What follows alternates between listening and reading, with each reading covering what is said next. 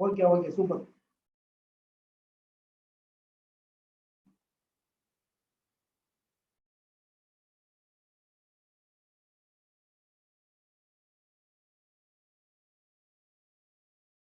Okay, sir. Start, sir.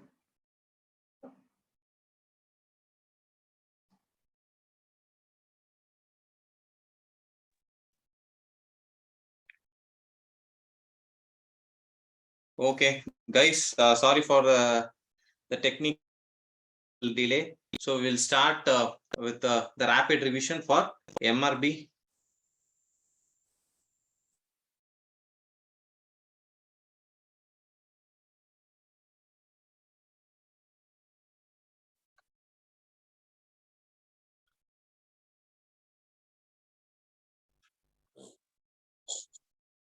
Am I audible to you? Yes, sir. Yes. Okay, right. So I hope my screen is clear to you. So we are starting with the rapid revision series for MRB. So I am Dr. Hariharan, Faculty of Orthopedics from Koncpt. See, in MRB exams, most of the questions will be one-liner questions. Mostly the clinical scenarios, long questions won't come in MRB exams. So usually it will be in one-liner questions. So we'll try to minimize our class schedule to kind of points, important points related to orthopedics. So first we'll start with the bone, basics of bone. Okay, so when you take a bone anatomy, if you see a bone has got the following parts. So it has got the following parts here. So what is this? This is called as the epiphysis. Growing end of the bone. It is the growing end of the bone. Okay, and the shaft of the bone is called as the diaphysis. The shaft of the bone is called as the diaphysis. It is nothing but the shaft of the bone. Okay, so at the end of the diaphysis, growth plate, which is also called as the physis, which is called as the physis or the growth plate.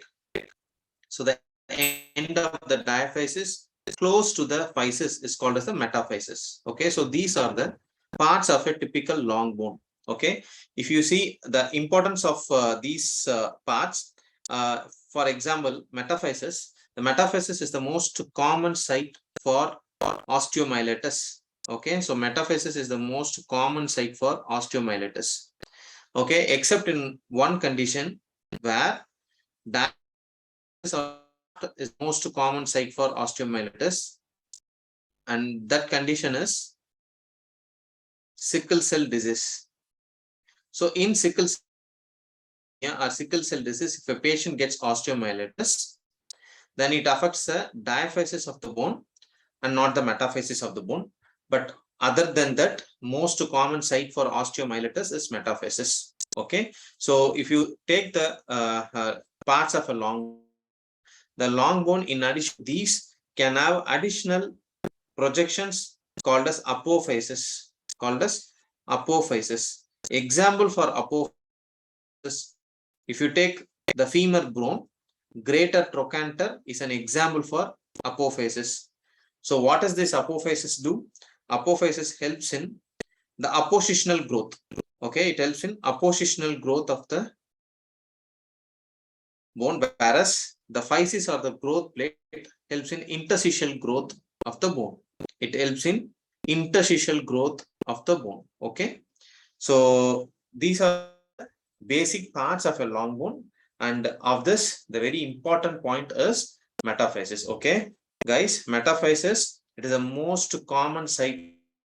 So please do remember, the metaphysis is the most common site for osteomyelitis. When it comes to osteomyelitis, we'll see why metaphysis is most common site. Okay, so now take a bone. Okay, so you have seen the following parts. Bone can be further classified based on their organization into oven bone, or it can be called as a lamellar bone. So based on their organization of the collagen, they are classified into oven bone and lamellar bone. Oven bone is also called as an immature bone. It is seen in the fetal bone mostly, and in the adults, it can be seen in the callus. Okay, so guys, please remember, in the callus, the initial bone which is formed is bone bone. Okay, if the bone gets organized well, if the collagen and if the bone cells gets organized well, then it is called lamellar bone. And lamellar bones can be classified into two types. One is called as a cortical bone, and another one is called as a cancellous bone. Okay, what is the difference between these two? When the bone gets arranged on the collagen, when the bone cells get arranged in the form of concentric lamellae, in the form of concentric lamellae, which is called as an osteon, we call it as a cortical bone. If they get arranged in the form of sheets, okay, we call that as a cancellous bone. Usually cancellous bone is seen in the metaphyseal region of a long bone, and whereas the cortical bones are seen in the diaphyseal region of the long bones. Diaphyseal region of the long bones. Okay, so whenever there is a proper organization, and if the organization takes in the form of a concentric lamellae like this, we call this as an osteon, and it is seen in the cortical bone. And this concentric lamellae is called as an aversion system. Is called as an aversion system. Okay, this aversion system has got a canal in the center called as the aversion canal. Called as a center called as the aversion canal. Okay, so if you take two osteons like this or two aversion system like this, they are further connected horizontally by means of certain canals called as Olsman canal. Okay, they are called as Olsman canal. Okay, please remember. So there are certain concentric structures within the cortical bone, and these concentric structures are called as what? They're called as osteon, also called as aversion system. Within the aversion system, there runs a canal in the center called as aversion canal, and these osteons are further connected by means of horizontal canals called as Olsman canal. Okay, so these certain basic points about bone. Now, when you take the bone per se, microscopic anatomy of the bone contains two kinds of components in it. One is called as an organic matrix. One is called as an organic matrix. So the composition of the bone, it contains organic matrix and inorganic matrix. Okay, so organic matrix contains two kinds of components in it. One is the cellular component.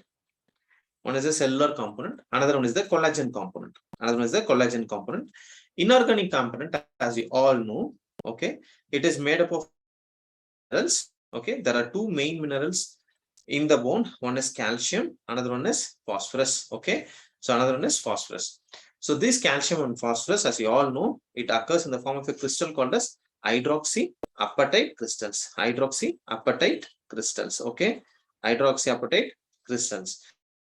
So hydroxyapatite crystals are the calcium phosphate crystals, which are the main inorganic component of the bone. In addition to this, we can have inorganic components like magnesium, manganese. So you can have a lot of small inorganic components, but the main component is the calcium and phosphorus. So when it comes to the organic component, as we have divided it into two, one is a cellular and another is a collagen. The most common type of collagen noted in the bone is type 1 collagen.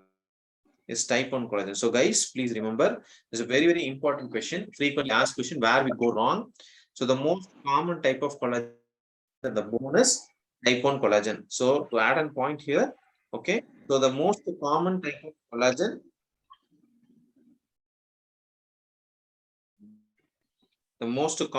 of collagen, seen in hyaline cartilage, okay, seen in hyaline cartilage is type 2. Okay, is type 2. So most common collagen seen in hyaline cartilage is type 2, whereas the most common collagen seen in bone is type 1. Okay, so this is about the protein component of the bone. In addition to this collagen, the bone has also got certain proteins like osteopontin and osteonectin. Okay, so please remember, these bone proteins.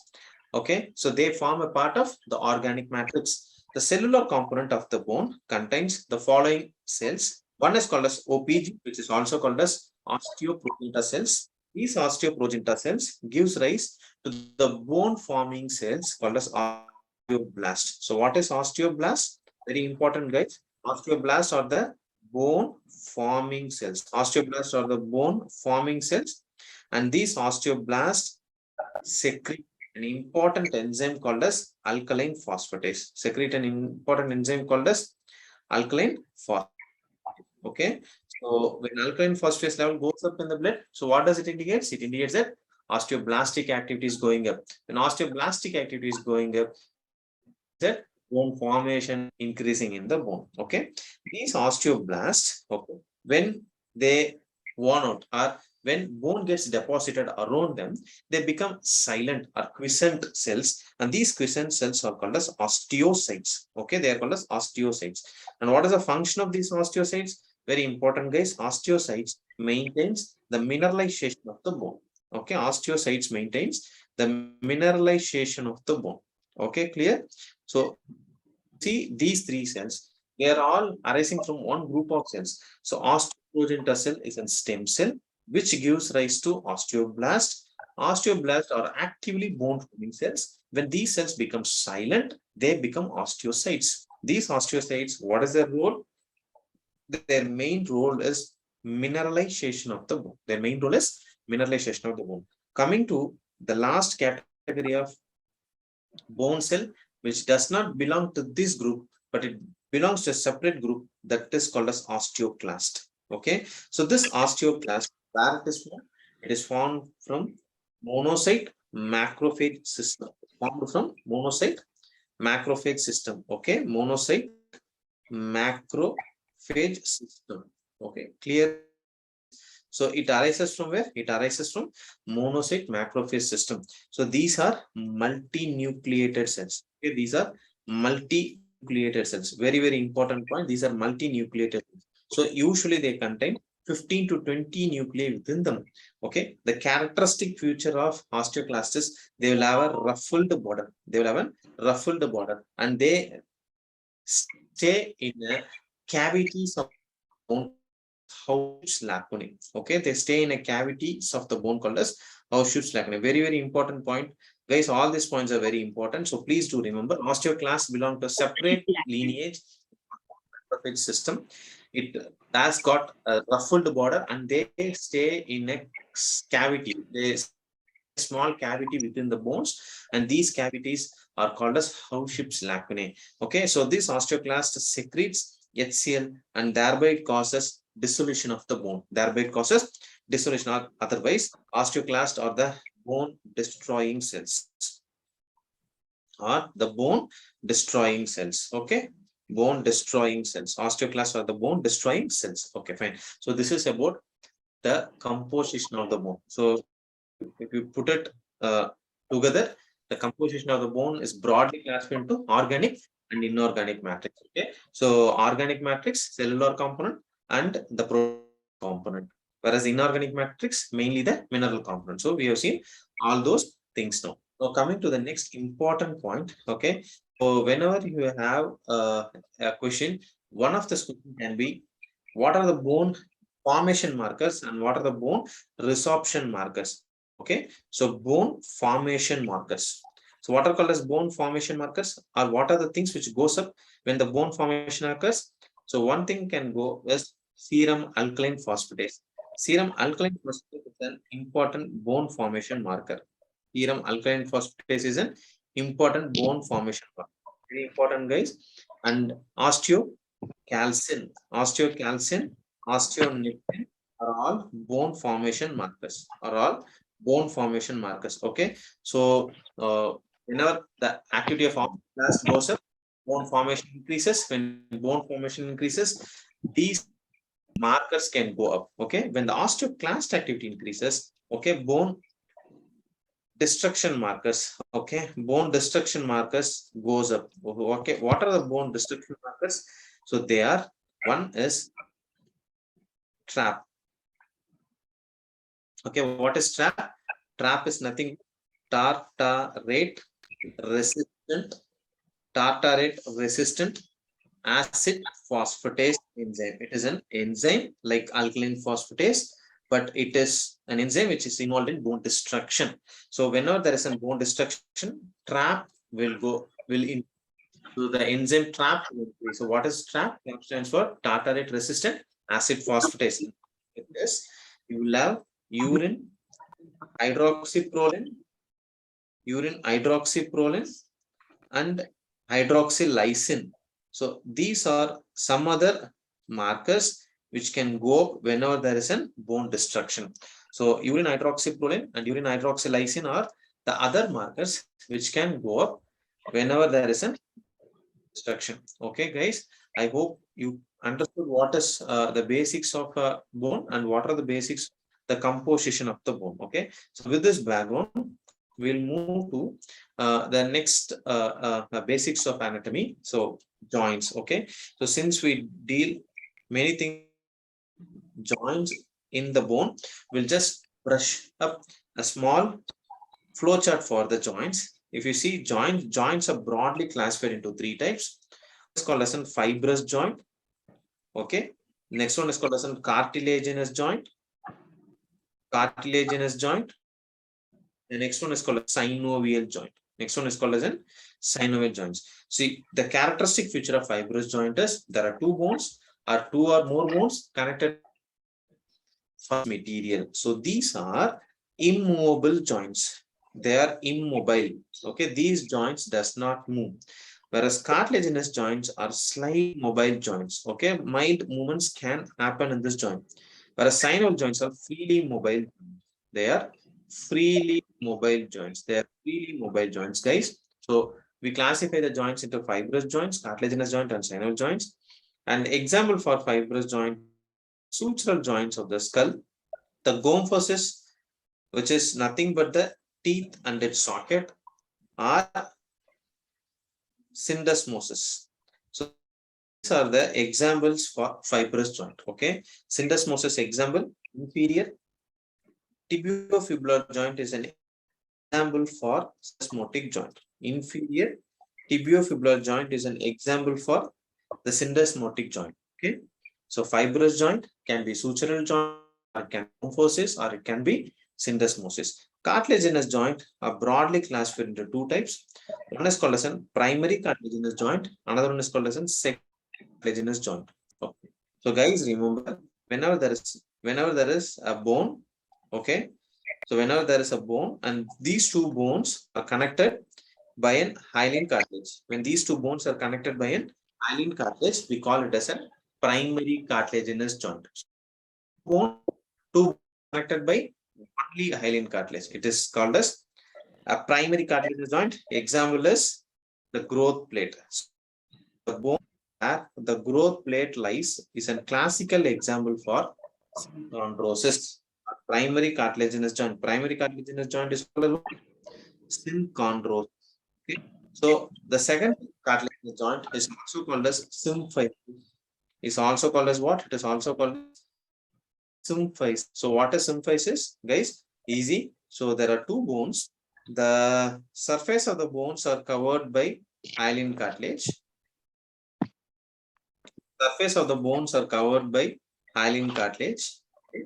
So these hyaline cartilages are in turn connected by a fibrous material.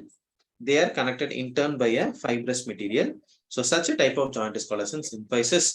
Symphysis most commonly seen in the midline of the body. Okay, see for example, symphysis menti. Okay, so it lies in the midline body.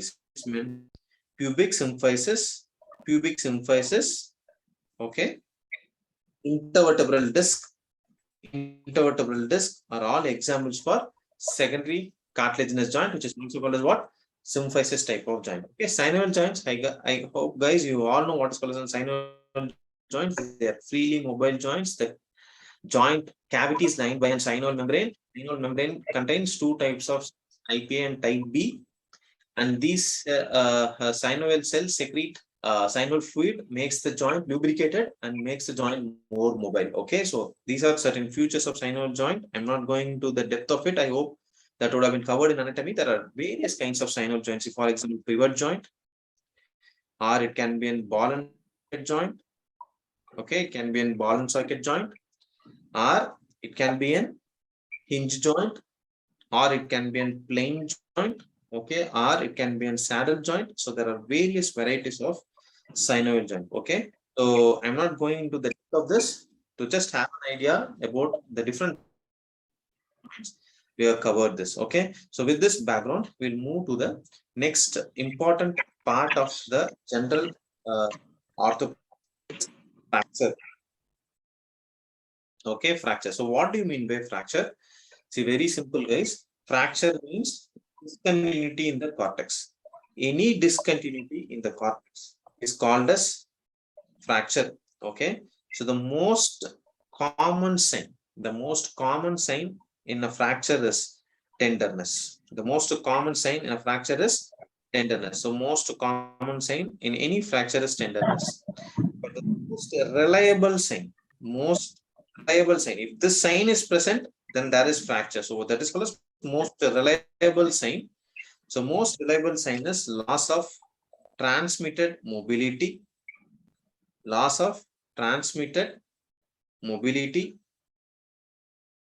abnormal mobility, and abnormal mobility at the fracture site. So if these two are seen, or if any one of this is seen also, this is called as the most reliable sign of fracture. Okay, guys. So the most common sign in any fracture is tenderness. The most common symptom is pain. The most reliable sign in fracture is loss of transmitted motion or loss of transmitted mobility. Okay. So just imagine whenever there is a fracture, fracture can happen because of several causes. The most common cause for fracture is a traumatic fracture. Okay, so trauma is the most common cause for any kind of fracture. So one type of fracture is called as a traumatic fracture. The next kind of fracture is called as a stress fracture. So what is stress fracture? It's very, very important topic. Stress fracture. The most common cause for stress fracture is abnormal loading. Okay, so when you load a bone abnormally, abnormal loading of a normal bone, it's called stress fracture.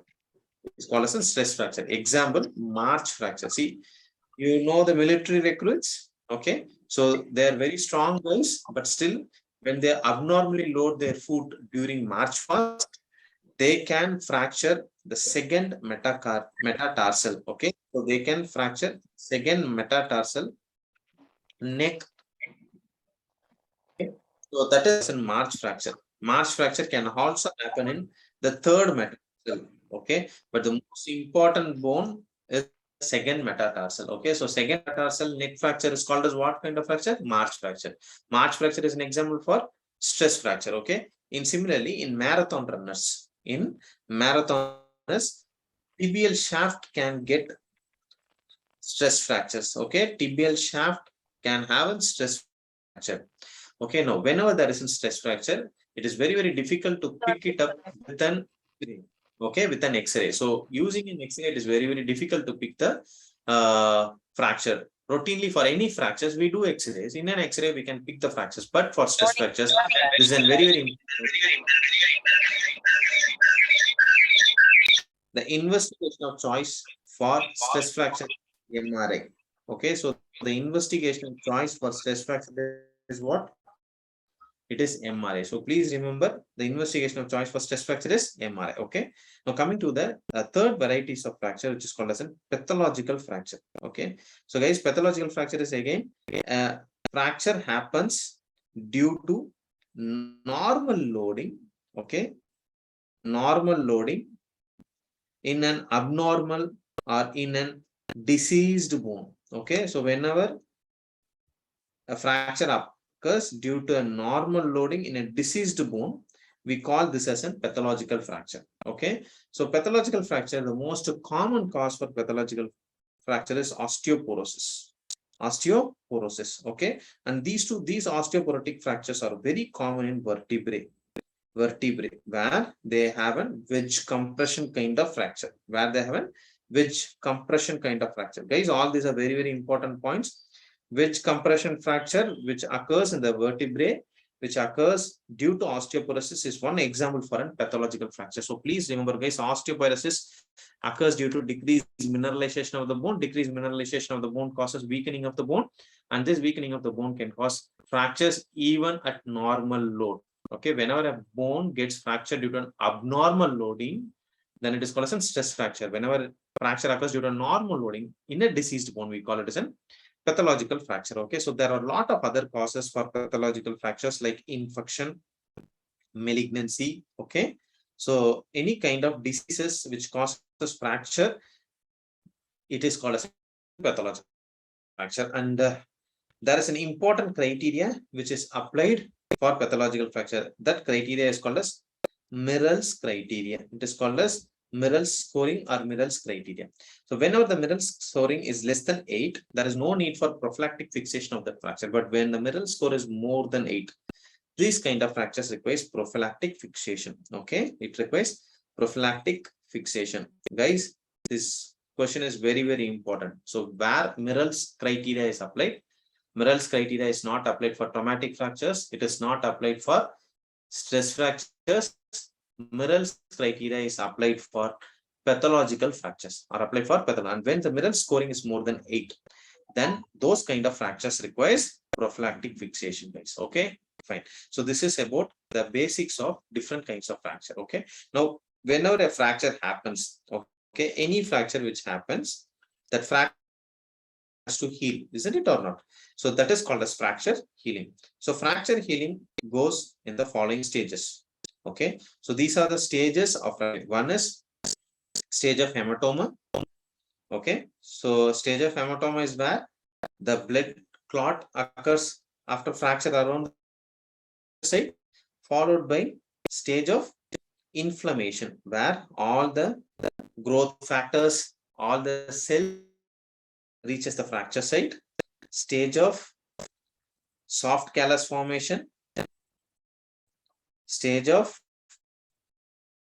hard callus formation, stage of hard callus formation, last stage is remodeling, stage of remodeling. Okay, so these are the 5 stages of fracture healing. Okay, guys, so the fracture healing, first stage is stage of hematoma, next stage is stage of inflammation, then the stage of soft callus, hard callus formation, and finally the bone remodels. Usually the remodeling capacity will be very, very good in children's rather than in adults.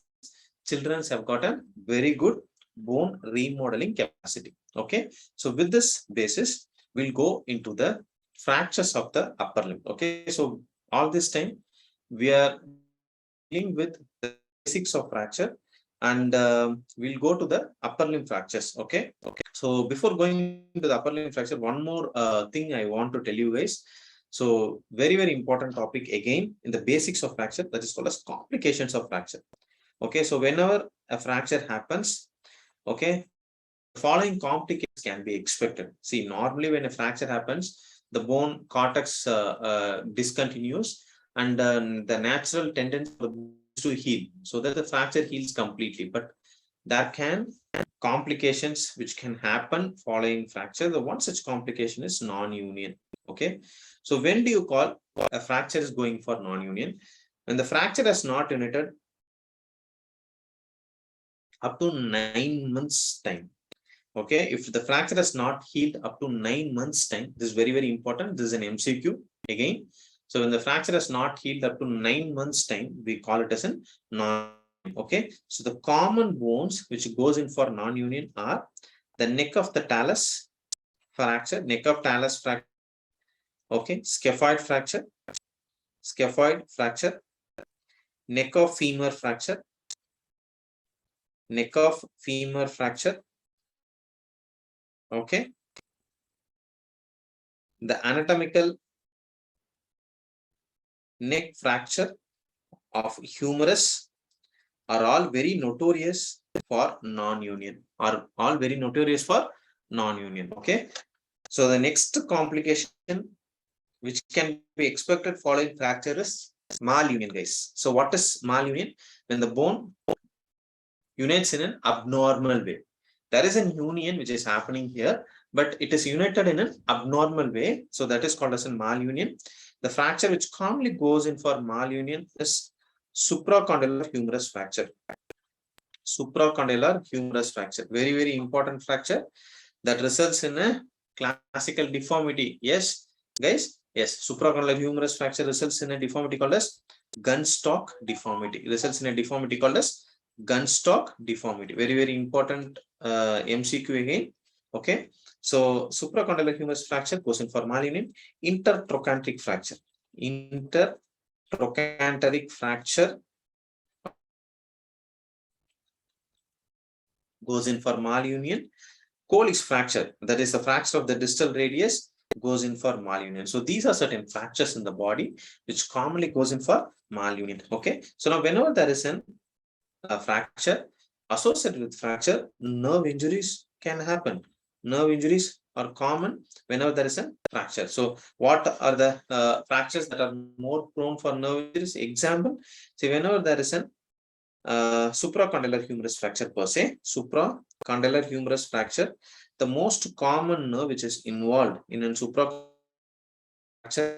humerus is the anterior interosseous nerve. Okay, anterior interosseous nerve palsy is common in a supracondylar humerus fracture. If there is a medial condyle of humerus fracture, if there is a medial condyle of humerus fracture, if there is a medial condyle of humerus fracture, then the most common nerve that is involved is, yes guys, yes, it is ulnar nerve. It is ulnar nerve. Okay. So whenever there is any kind of fractures around the elbow, okay, so these are the nerves which gets commonly involved. Or whenever there is an hip fractures, or whenever there is an posterior dislocation of the hip, for example, whenever there is a posterior dislocation of the hip, for example, the nerve which is commonly involved is sciatic nerve. Okay, sciatic nerve. So whenever there is a fracture or whenever dislocation, associated nerve injuries are also very, very common. Okay, so the next common complication which is seen in fracture is arterial or vessel injuries. Okay, vessel injuries. See again, important note: supracondylar humerus fracture. Supracondylar humerus fracture causes injury to the brachial artery. Causes injury to brachial artery in a supracondylar humerus fracture. Okay, guys. So whenever there is a pelvic fracture, okay, whenever there is a pelvic fracture, so venous plexus of the pelvis can get injured. Venous plexus of the pelvis can get injured. Okay, so these kind of vessel injuries are common following the fractures. Whenever there is a knee dislocation, okay, so knee dislocation are very common posteriorly. So whenever there is a knee dislocation happens, yes, popliteal artery can get injured. Popliteal artery can get injured. Okay, so these are certain examples for vessel fractures or following dislocations. Next common kind of is compartment syndrome. So following fracture can develop compartment syndrome. Okay, okay. So in the forearm and in the leg, okay, in the forearm and in the leg, the entire limb is covered by deep fascia, dividing the entire leg or the forearm into compartments, and the normal compartment pressure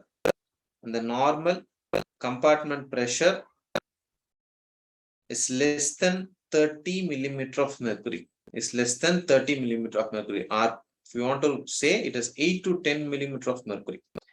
If suppose the compartmental pressure increases to more than 30 millimeter of mercury, or when the difference between the compartmental pressure and the diastolic pressure is less than 30 millimeter of mercury, we call this condition as a compartment syndrome. Very, very important condition. So whenever there is an increased compartmental pressure of more than 30 millimeter of mercury, or when the difference between the diastolic blood pressure and the compartmental pressure is less than 30 millimeter of mercury, we call this condition as a compartmental syndrome. Whenever there is a compartmental syndrome, guys, remember about 5 P's. There will be pain out of proportion. There will be paresthesia. There can be paralysis. There can be pallor.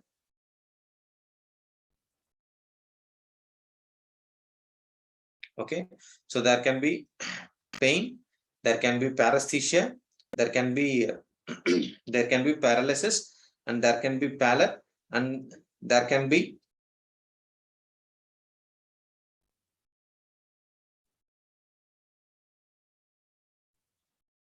okay. So remember these important points when it comes to the compartment syndrome. Whenever there is a compartment syndrome, guys, please remember these are the important things: pain, paresthesia, paralysis, and pallor. And of this, the most important sign is pain on passive stretch. Pain on passive stretch is the most important finding in an compartment syndrome. Okay, whenever there is a compartment syndrome, you do an emergency surgery. You do an emergency surgery called as fasciotomy. You do an emergency surgery called as fasciotomy. Okay, so this is about compartment syndrome. The next common complication which can be is Boltzmann ischemic contracture. Is Boltzmann ischemic contracture. Boltzmann ischemic contracture occurs due to the decreased blood supply to the forearm muscles, resulting in ischemia of the forearm muscles that involves especially the deep compartment muscles, the flexor digitorum profundus muscle. The flexor digitorum profundus muscle is the one which is most commonly involved in VAC. Very, very important point. So flexor digitorum profundus is the muscle which is most commonly involved in VAC. Okay. So following that muscle, flexor pollicis longus is the next most common muscle which is involved. So the next most common muscle involved in VAC is flexor pollicis longus muscle. Okay. So whenever there is an Boltzmann ischemic contracture, the patient fingers will go in for flexion deformity. The patient fingers will go in for flexion deformity that starts from the finger and moves towards the thumb finger. Okay, so this is about the Boltzmann ischemic contracture. So the splint which is used to treat Boltzmann ischemic contracture is called as turnbuckle splint. It's called as turnbuckle splint, which is used to treat the Boltzmann ischemic contracture base. So the next complication which can be expected in fracture is crush syndrome. Okay, what happens in crush syndrome? Whenever there is a severe crushing of the muscles following a fall of an heavy object on the limb or following a wall collapse, the muscle crushes and releases lot of protein called as rhabdomyolysis happens. Rhabdomyolysis happens, and this rhabdomyolysis can cause acute kidney injury. Okay, so adequate hydration is very, very important in treatment. It may require dialysis also. The patient might require dialysis also. The next common complication which is encountered in long bone fracture is fat embolism. Okay, so fat embolism is where the fat globules from the marrow goes and occludes the small vessels of the visceral organs. Especially brain or lungs, resulting in an ARDS kind of picture. So any long bone fracture. So guys, please remember, long bone fracture after 48 hours. Okay. So if the patient has got a respiratory difficulty, think of fat embolism. Okay. So for fat embolism, you apply a criteria called as Gertz criteria. Okay. So in the Gertz criteria, there are major criteria and minor criteria. Okay. There are 4 major criteria and 8 minor criteria. So please go through that. Gertz criteria is very, very important to diagnose fat embolism. And the treatment for fat embolism is again oxygen therapy. The main supportive therapy by giving oxygen is the recommended therapy. Apart from that, you can give heparin, which can act as a lipolytic agent, or you can use an antiplatelet drugs to treat this condition. Most proven therapies give adequate oxygen. Even if it is needed, we can give it in the form of a positive pressure kind of ventilation. Okay, so these are the important complications which are encountered whenever there is a fracture that happens in the body. Okay, so with this background, we'll go to the upper limb trauma. Okay, so when it comes to the upper limb trauma, lot of important things happens in upper limb trauma. Okay, so starting with the first bone, this is the clavicle. So clavicle, most common bone,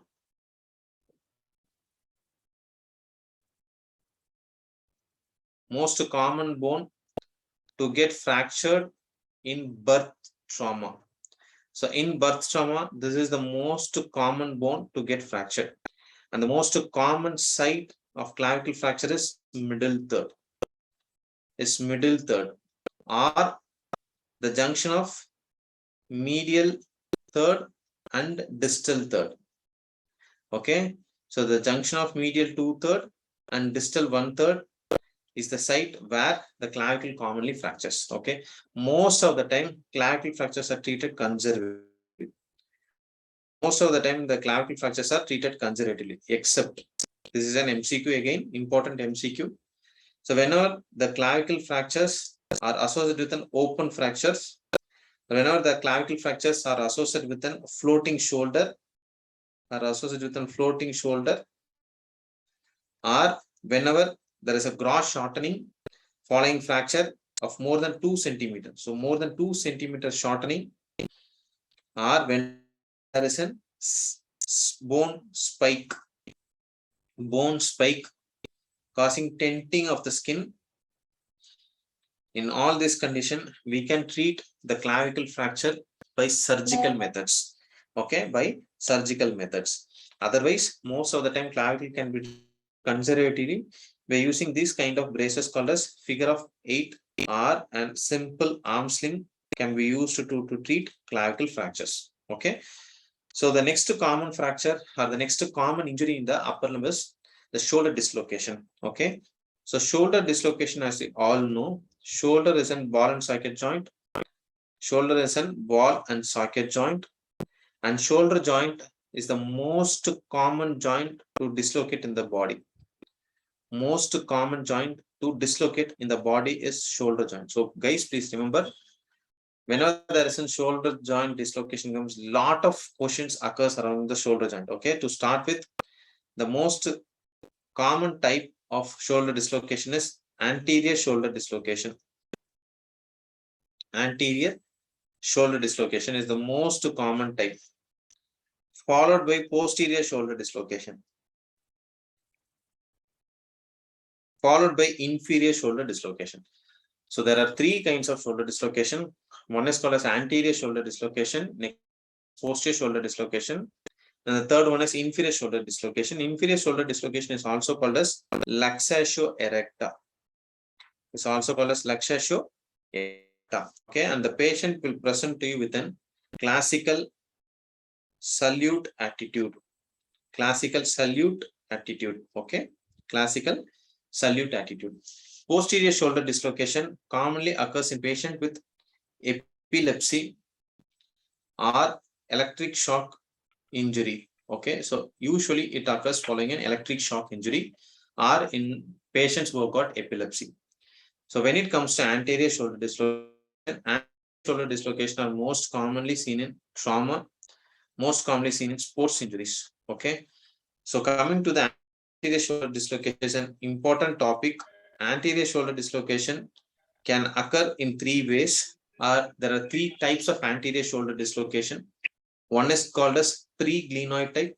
So the humerus slips in front of the glenoid, or it can be subcoracoid type, or subclavicular type, or it can be subclavicular type. So anterior shoulder dislocation can be pre-glenoid, or it can be subcoracoid, or it can be subclavicular. See guys, imagine whenever the head comes out of the humerus, it tears few structures along with it.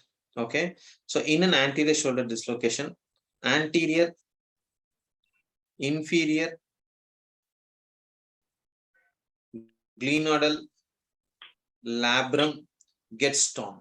So anterior inferior glenoidal labrum tear is called as Banker's lesion. Is called as what? Is called as Banker's lesion. Very, very important point, guys. So what is called as a Banker's lesion? So what is called as a Banker's lesion? So whenever there is tear in the anterior-inferior part of the glenoidal labrum, we call it as an Banker's lesion. Okay. So whenever the head slips frequently in the so whenever the guys kindly mute friends when I think some of your mic is on, so please mute that mic. Okay. So whenever there is a dislocation, whenever the head slips anteriorly, there can be a defect that happens in the humeral head. There can be a defect that happens in the humeral head, especially in which part? It happens in the posterolateral aspect. It happens in the posterolateral aspect. And the defect which happens in the posterolateral aspect of the humeral head is called as what? It is called as Hill-Sachs lesion. It is called as Hill-Sachs lesion. So guys, remember Hill-Sachs lesion, Banker's lesion, anterior shoulder dislocation. Reverse Banker's lesion, reverse Hill-Sachs lesion, post dislocation. So Banker's lesion, tear in the anterior inferior glenoidal labrum. Defect in the posterolateral aspect of the head is called as Hill-Sachs lesion. Okay. So whenever there is an anterior shoulder dislocation, the following are the clinical tests to find out whether the patient has got an anterior shoulder dislocation or not. One is called as Bryan's test. Bryan's test. Okay. The next one is called as a Callaway's test. Callaway's test. Okay. So the next one is called as a Dugas test. It's called as a Dugas test. The next one is called as a Hamilton Ruler's test. It's called as a Hamilton Ruler test. Okay. So these are few clinical tests to diagnose that the patient has got shoulder dislocation, that is anterior shoulder dislocation. Now, if a patient has got an anterior shoulder dislocation, okay, so he will present to you with an abduction attitude. So he will keep his limb slightly abducted. Okay, so that will be his attitude. And when a patient presents to you with a dislocation, it is considered as an emergency and it will be reduced. The way to reduce is called as a Koch's maneuver. There are a lot of maneuvers. One is called as Stimson's grab method. One is called as Hippocratic method. But the most commonly followed method nowadays is called as a Koch's method. Is called as a Koch's method. Okay. So what is the sequence of correction? Here there is an abduction force which is given, followed by external rotation force, followed by adduction, and followed by internal rotation of the shoulder. So this is the sequence in which the shoulder joint dislocation is corrected. So this abduction, traction with abduction, then external rotation, then adduction and internal rotation. Okay, so that is how you treat the shoulder dislocation, and this method is called as what method? This method is called as Koch's method. This method is called as Koch's method. Okay, fine. So these are the important points regarding anterior shoulder dislocation, guys. Please remember,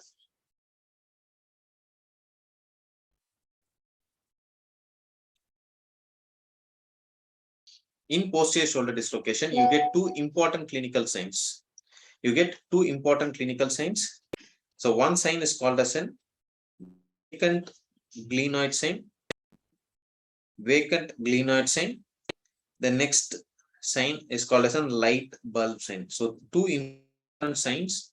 One is called as a vacant glenoid sign. Another one is called as a light bulb sign. Okay, so if you see this picture, you can see the head of the humerus. See, normally the head of the humerus is directed medially. Okay, so normally when you see that the head of the humerus will be directed, see if this is a glenoid cavity, the head of the humerus will be directed towards the glenoid cavity on the medial side. Okay, but in this picture, you can see the head is directed posteriorly. It gives a classical light bulb appearance. It gives a classical light bulb sign. So this is called as light bulb sign, which is seen in posterior shoulder dislocation. Okay, so these are the important points around shoulder dislocation. So with this, we'll move to the next category of injury to the shoulder or injury to the upper limb, that is humerus fracture.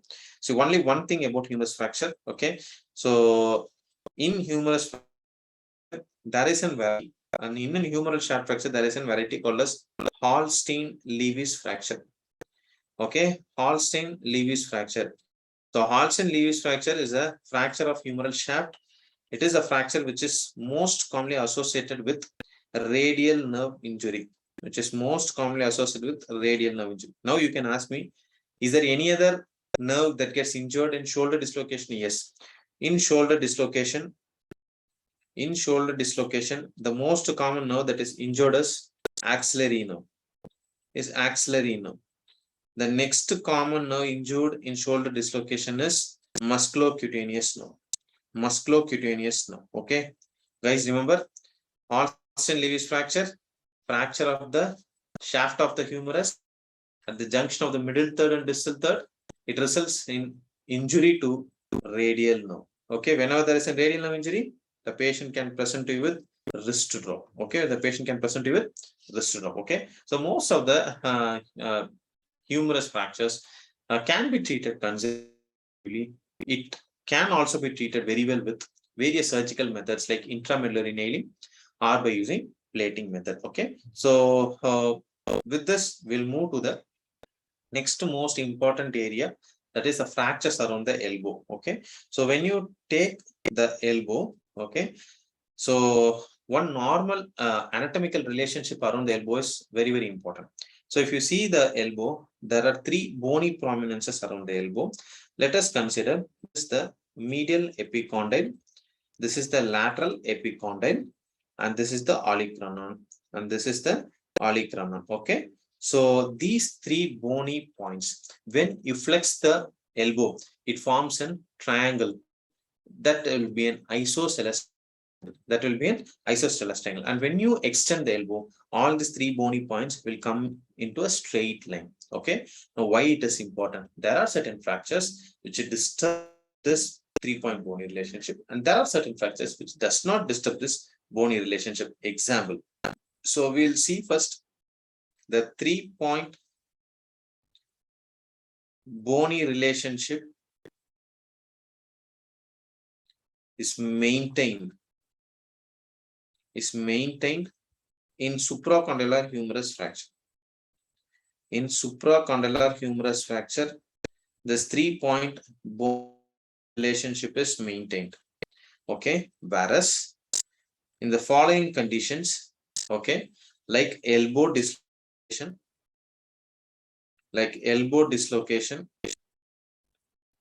olecranon fracture,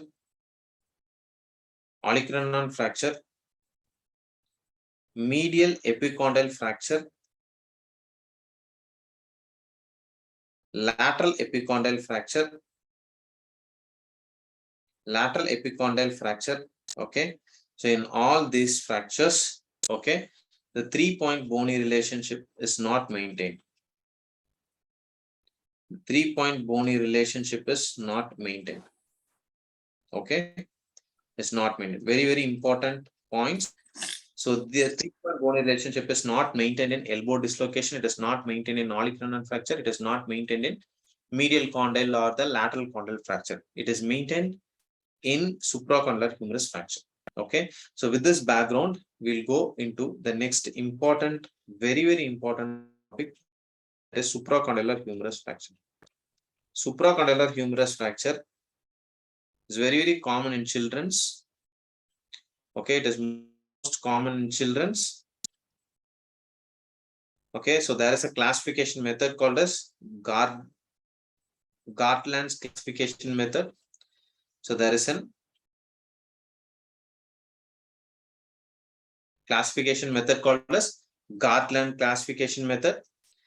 The most common type is extension type. The other type is flexion type. Okay, so most common type is extension type and flexion type. Clear? So whenever there is a supracondylar humerus fracture, the most common nerve injured is anterior interosseous nerve. Okay, so whenever there is an anterior interosseous nerve palsy, the patient cannot make OK sign. Very, very important point. So the artery which is injured in supracondylar humerus fracture is brachial artery. Okay. So whenever there is a brachial injury, it can result in Boltzmann ischemic contraction. All this can happen in supracondylar humerus fracture. Okay. So the supracondylar humerus fracture, when it happens, it can be treated by closed reduction method, or it can be treated by closed reduction with K-wire, or by open reduction with K-wire of the fractured segment. So whenever there is a supracondylar humerus fracture is most commonly prone for malunion. It is more prone for malunion. Malunion results in a deformity called as cubitus varus deformity. Cubitus varus deformity. This cubitus varus deformity, also called as gun stock deformity, is also called as what? Gun stock deformity. Is also called as gun stock deformity. So normally in an elbow, what kind of angle is present? Okay, there is a carrying angle which is present in the elbow. So normally the elbow is in slight valgus, so which is called as a cubitus valgus. So normally elbow is in cubitus valgus, but if and supracondylar humerus fracture goes in for malunion, it results in cubitus varus deformity or gunstock deformity. This gunstock deformity or cubitus varus deformity can cause tardy ulnar nerve palsy. Tardy ulnar nerve palsy. Very, very important, guys. Tardy ulnar nerve palsy most commonly seen in non-union of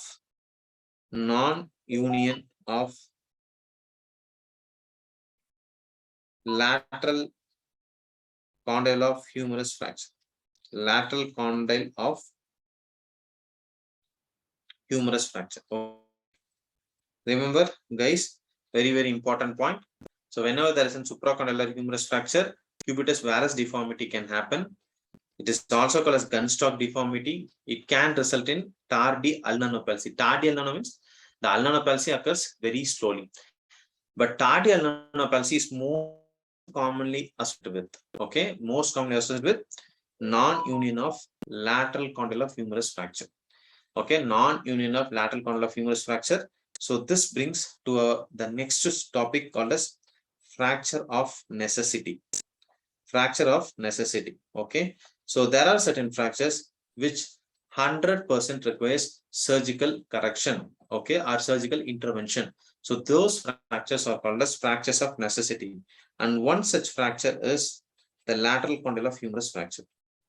So one such fracture is lateral condyle of humerus fracture. So one such is lateral condyle of humerus fracture. Okay, the other fractures where it is absolutely necessary to fix them are, one is called as an Galeazzi fracture, one is called as an Monteggia fracture. Monteggia fracture. Okay, so all these fractures are very, very important. Then fracture neck of femur. Fracture neck of femur. So these fractures absolutely they require surgical correction. Otherwise, complication rate is very, very high in these fractures. Okay, clear? So coming to the next topic around the elbow. So elbow can be one joint where dislocations are again common. So after the shoulder, elbow joint where dislocations are most common. Dislocation, the most common type of dislocation in the elbow is posterolateral type. Posterolateral type. Okay, posterolateral type. And the most common nerve injured in elbow dislocation is ulnar nerve. Okay, so this is about the elbow dislocation.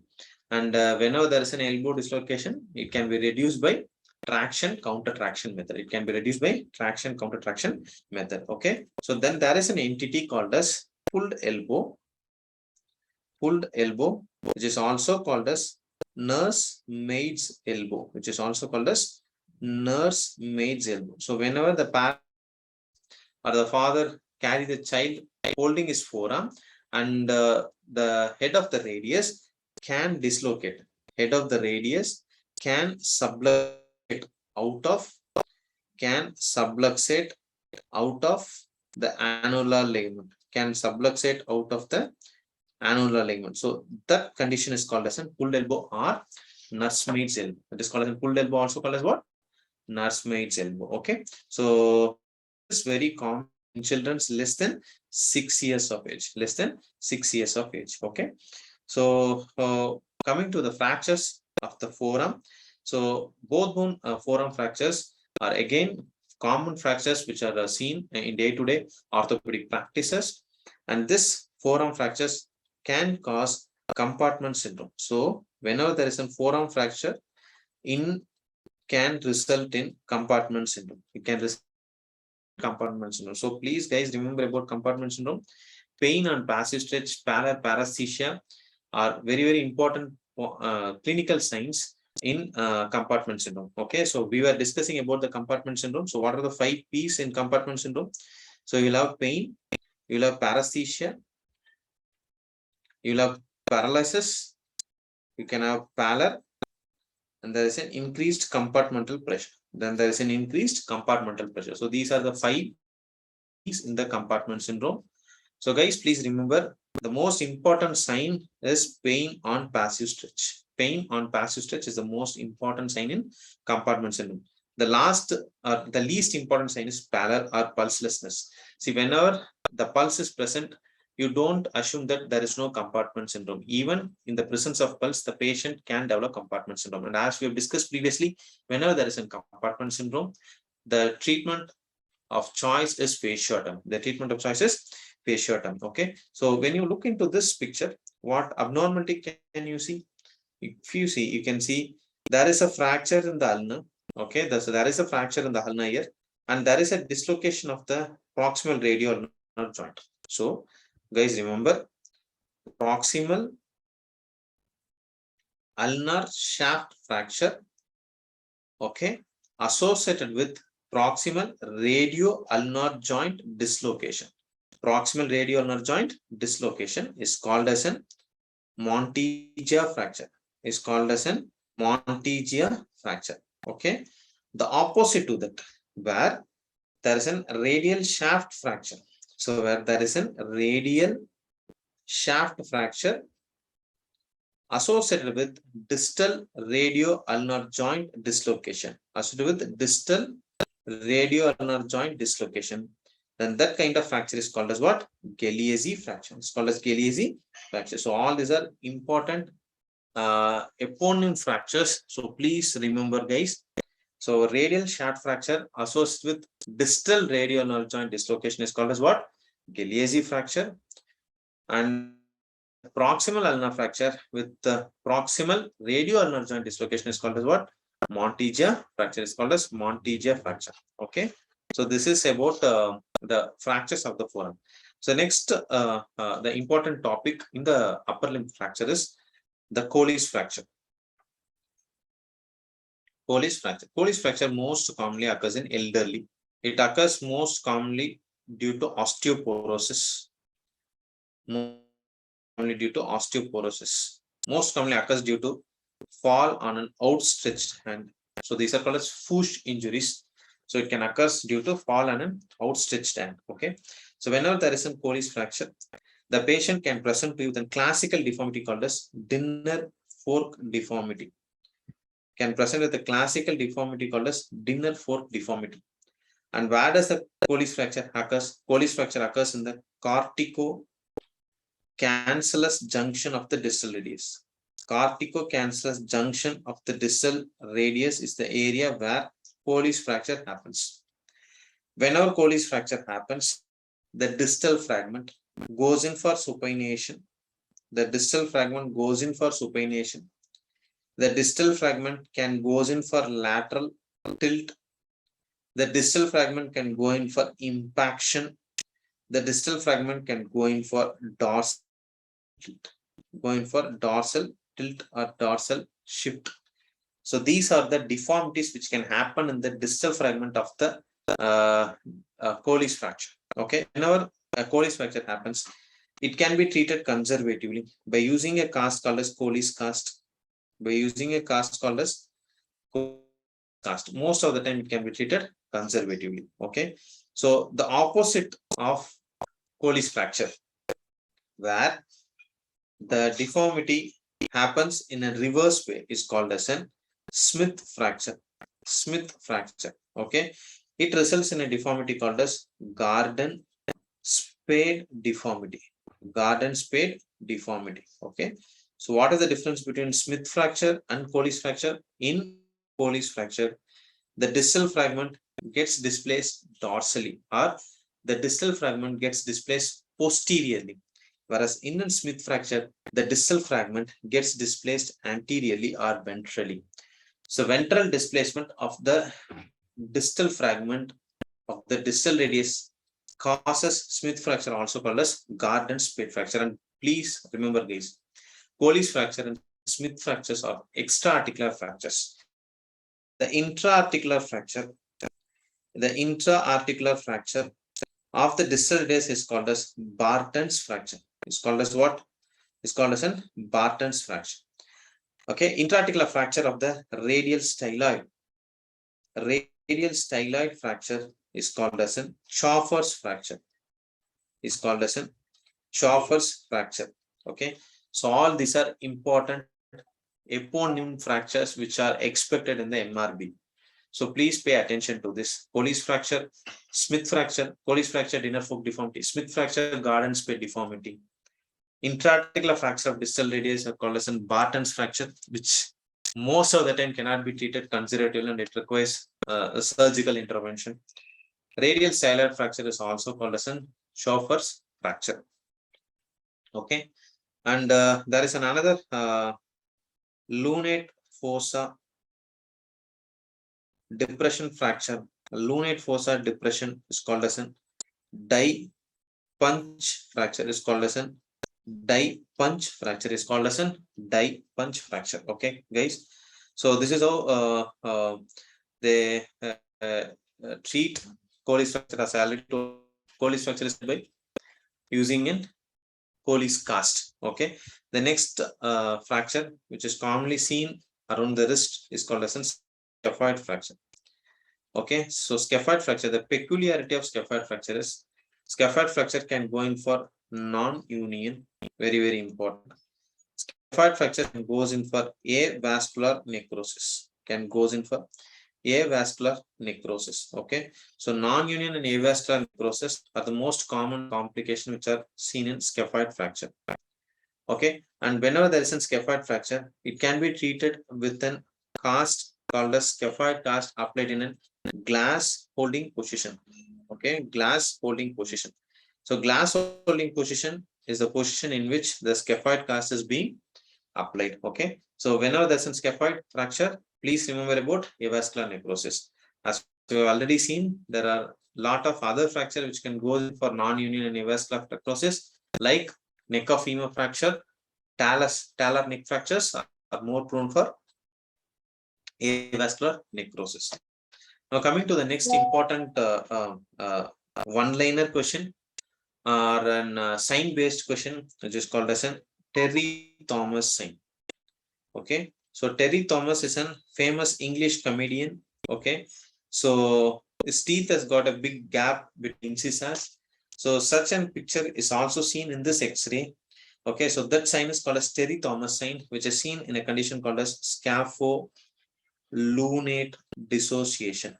Scapholunate dissociation. Normally, between the scaphoid and lunate. Normally, between the scaphoid and lunate, the gap is less than 2 mm. When the gap increases more than 3 mm, then that is called as scapholunate dissociation. Then that is called as scapholunate dissociation. Okay, so Terry Thomas sign is seen in scapholunate dissociation. Now the last few areas of the upper limb fractures, one is Bennett fracture. Very important question. Bennett fracture is an intra-articular fracture and it is a complete intra-articular fracture. Complete intra-articular fracture. Complete intra-articular fracture, guys. Okay, a very similar kind of fracture where it happens in the thumb. It's called as a Rolando's fracture. It's called as a Rolando's fracture. What is the difference between these two? In Bennett's fracture, very important point. There occurs subluxation of the thumb due to the pull of the abductor pollicis longus tendon. So subluxation of the thumb happens due to pull of abductor pollicis longus muscle in an intra-articular fracture of the first metacarpal bone. The first metacarpal bone is in Bennett's fracture. Whereas in Rolando's fracture, such a displacement does not happen. Whereas in an Rolando's fracture, such a displacement does not happen. Okay. So the next common condition which is seen in the finger following an injury while catching a basketball or while catching a cricket ball is called as a mallet finger. So in mallet finger, the tendon or the bone avulsion which happens is due to the avulsion of extensor digitorum tendon. Okay, so there is another kind of finger called as jersey finger. Okay, what is jersey finger? In jersey finger, avulsion of flexor digitorum profundus tendon happens. So guys, please do remember, in the finger, one tendon can get avulsed from the dorsal aspect of the distal phalanx. That results in failure of extension of the DAP joint, and the condition is called as what? That condition is called as mallet finger. On the contrary, on the ventral aspect, you get a tendon which is attached to the distal phalanx, base of the distal phalanx, that is flexor digitorum profundus tendon. So when there is an avulsion of the flexor digitorum profundus tendon, we call that finger as jersey finger. We call that finger as what? Jersey finger. Okay, so these are all few important one-liner based MCQ area from MRB, expected questions in MRB. Okay, so with this background, we'll move to the next topic, that is the lower limb fractures. Okay, see, lower limb fractures, again, there are a lot of important areas in the lower limb fracture. We'll see one by one. So before going into the fractures, one important clinical or one important radiological sign I want to tell you. So that is called as a Shenton's arc or the Shenton's line.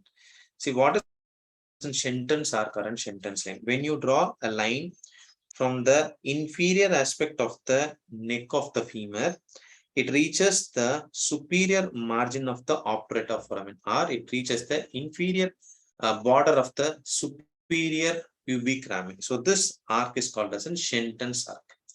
In lot of hip fractures, okay, in lot of hip fractures, this Shenton's arc gets broken. The Shenton gets broken. So, okay, see, for example, whenever there is an intertrochanteric fracture, or whenever there is a fracture neck of femur, or whenever there is a femoral head fracture, or whenever there is a hip dislocation, or whenever there is a superior pubic rami fracture.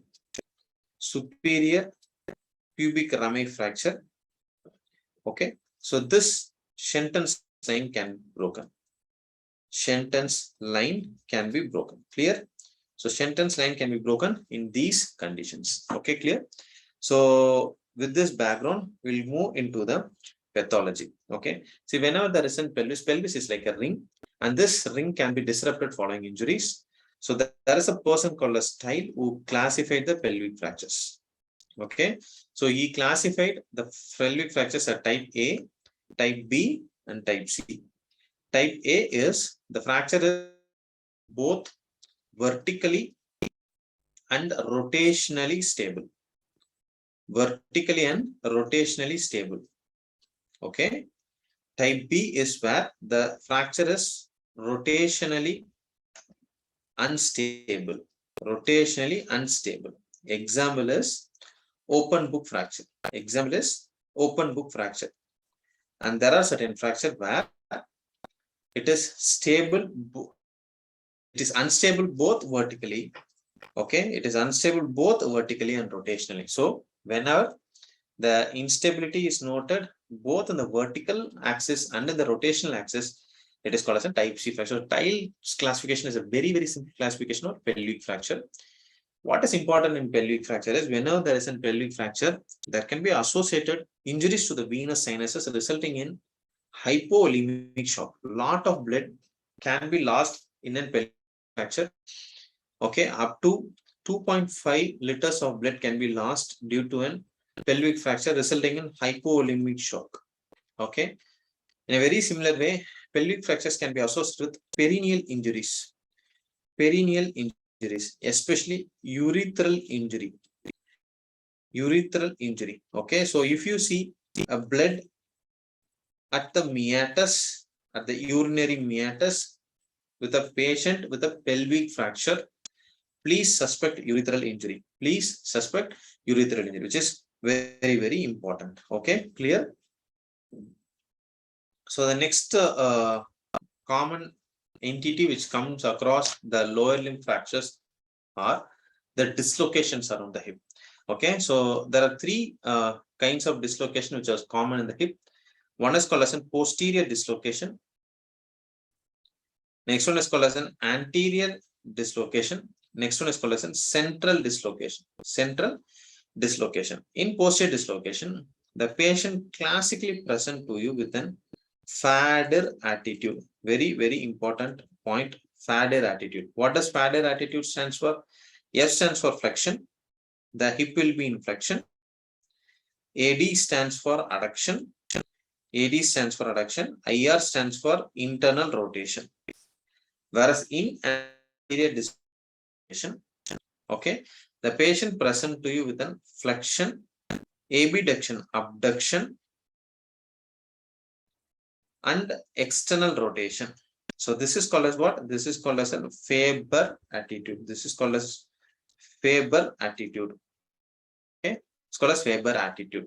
In central dislocation of hip, the head breaks the medial wall of the acetabulum and enters into the pelvic cavity. Okay, so the most common type of dislocation in the hip region is posterior shoulder dislocation, posterior hip dislocation. See, whenever there is a hip dislocation, they might give you an X-ray and they might ask you to identify what kind of dislocation is this. See, please remember, whenever there is an internal rotation, the lesser trochanter will not be clearly seen. The lesser trochanter will be less visible when there is an internal rotation. Whenever there is an external rotation, the lesser trochanter will be clearly seen. So please see here, guys.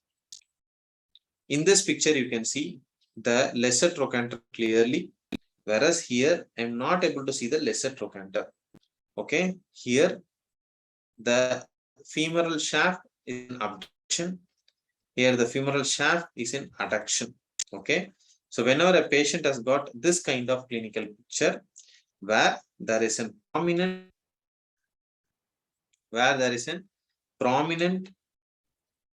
lesser trochanter with an abduction attitude, we call this as an Faber attitude, and the diagnosis is anterior dislocation of the hip. Whenever you get a picture like this where the patient has got an adduction attitude and an internal rotation attitude, we call this a Fader attitude. The diagnosis is and posterior dislocation of hip. Clear? So in a posterior dislocation of hip, the most common nerve gets injured. The most common nerve injury that happens in posterior dislocation of hip is sciatic nerve injury. Whenever there is a sciatic nerve injury, the common peroneal component is most commonly involved, and it results in a classical palsy or classical condition called as foot drop. It results in a condition called as foot drop. Okay, so guys, please.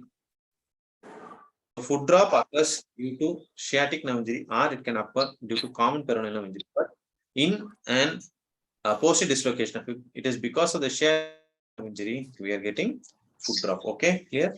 So here you can see the head gets migrated into the medial side of the acetabulum, resulting in a dislocation plus central dislocation, which is also called as protrusio acetabuli, Okay, So fine, with this background, we'll move to the next common area. Okay, so here you can see that there is an fracture running through the neck of the femur. So the next common entity in the lower limb neck of femur fracture is of femur fracture commonly occurs in age group of around 65 years. Around 65 years, femur fractures are very common. Neck of femur fractures are more prone for non-union. More prone for non-union. Neck of femur fracture can cause shortening and external rotation deformity of the limb. Shortening and external rotation deformity of the limb. There are a lot of classifications. The important classification methods are the Powell's classification and Gardner's classification. So Powell's classification and Gardner's classification are the important classification methods for neck of femur fractures. Okay. So whenever there is a neck of femur fracture, the neck of femur fracture has to be treated surgically. If the patient is young, okay, less than 60 years of age, then the fracture can be fixed with corticocancellous screws. If the patient is more than 60 years of age, and if he has got arthritis, then the choice is total hip replacement. If there is no arthritis,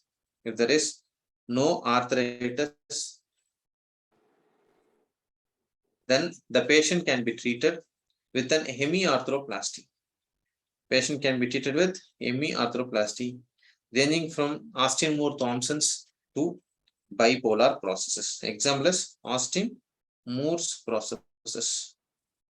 Austin Moore processes. Okay.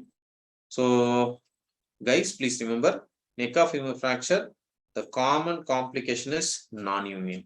Okay. So the next common fracture, which is elderly, is the intertrochanteric fractures. So whenever there is an intertrochanteric fracture, again, the limb can go in for external rotation, the limb can go in for shortening, and this intertrochanteric fracture, okay, IT fractures we call it as, the intertrochanteric fractures are commonly prone for malunion. Now, whenever the fracture unites in this position, okay, it results in a deformity where there is a decreased neck shaft angle called as coxa vara deformity. Coxa vara deformity. Okay. So, guys, please remember neck of femur. Okay. So, the normal neck of femur or the neck shaft angle, okay, is 125 to 135 degree. So normal neck shaft angle is 120 degree to 135 degree. If the angle reduces to less than 125 degree, we call it as an coxa vara.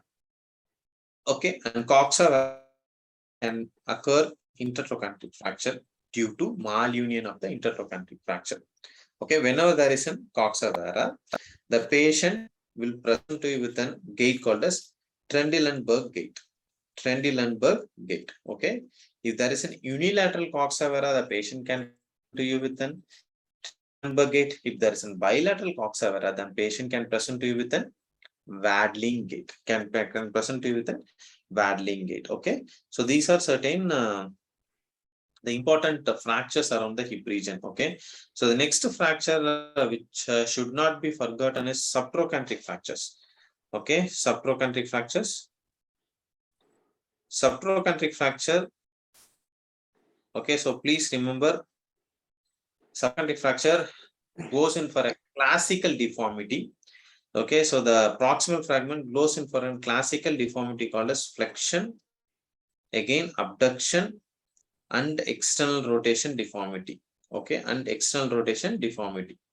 So in subtrochanteric fracture, the proximal fragment goes in for flexion, abduction, and external rotation deformity. And also remember, pathological fractures are common in subtrochanteric fractures. Pathological fractures are common in subtrochanteric fractures. Subtrochanteric fractures are commonly seen in patients who take bisphosphonates for a longer time. So bisphosphonates for a longer time can result in subtrochanteric fracture. subtrochanteric fracture. Okay. So coming to the next important area of the lower limb is the patella fracture. So patella bone is in sesamoid bone, as you all know. It is in sesamoid bone, and this sesamoid bone develops in a tendon called as quadriceps tendon. Okay, it is because of this patella bone the knee can to goes in for good amount of extension. Okay, so it is responsible for extension of the knee bone. Whenever there is a patella fracture, then extension of the knee joint is not possible. Okay, so the extension of the knee joint is not possible, and patella fracture are treated usually, okay, treated usually with a technique called as tension band wiring technique, used by a technique called as tension band wiring technique. Tension band wiring technique. Okay, so this picture below represents how a tension band wire is seen. Okay, this is an example for tension band wiring. Okay, so to look into the patella, we can have certain special views, and this special view is called as an skyline view or merchant's view. Okay, skyline view or merchant view or merchant view. Okay, we can take this special views for many number of joint. For example, Greshay view or Valpius view or axillary view or striker notch view. All these are for the shoulder joint. All these are for shoulder joint. Okay. Zanka view is for the AC joint. Serendipity view. Serendipity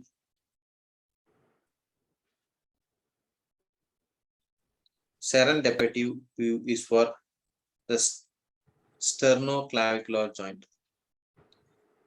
For the sternoclavicular joint. So there are a lot of views which can be done for the different areas in the body. So the list will go long. Okay. So everything is given in the PDF. If you go through it, you can see those important points in the PDF also. Okay.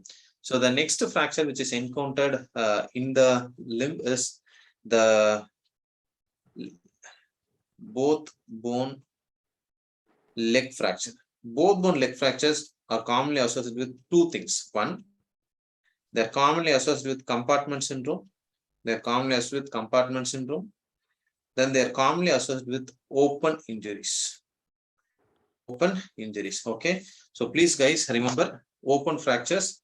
So what do you mean by an open fracture? Whenever the fracture comes out of the skin, whenever the fracture ends, comes out of the skin, we call it as an open fracture. Okay. So the classification method for open fracture is Gustilo-Anderson method. Is called as an Gustilo-Anderson method. Okay. So here the fractures are classified into three types: type 1, type 2, and type 3, where the size of the wound in type 1 is less than 1 centimeter.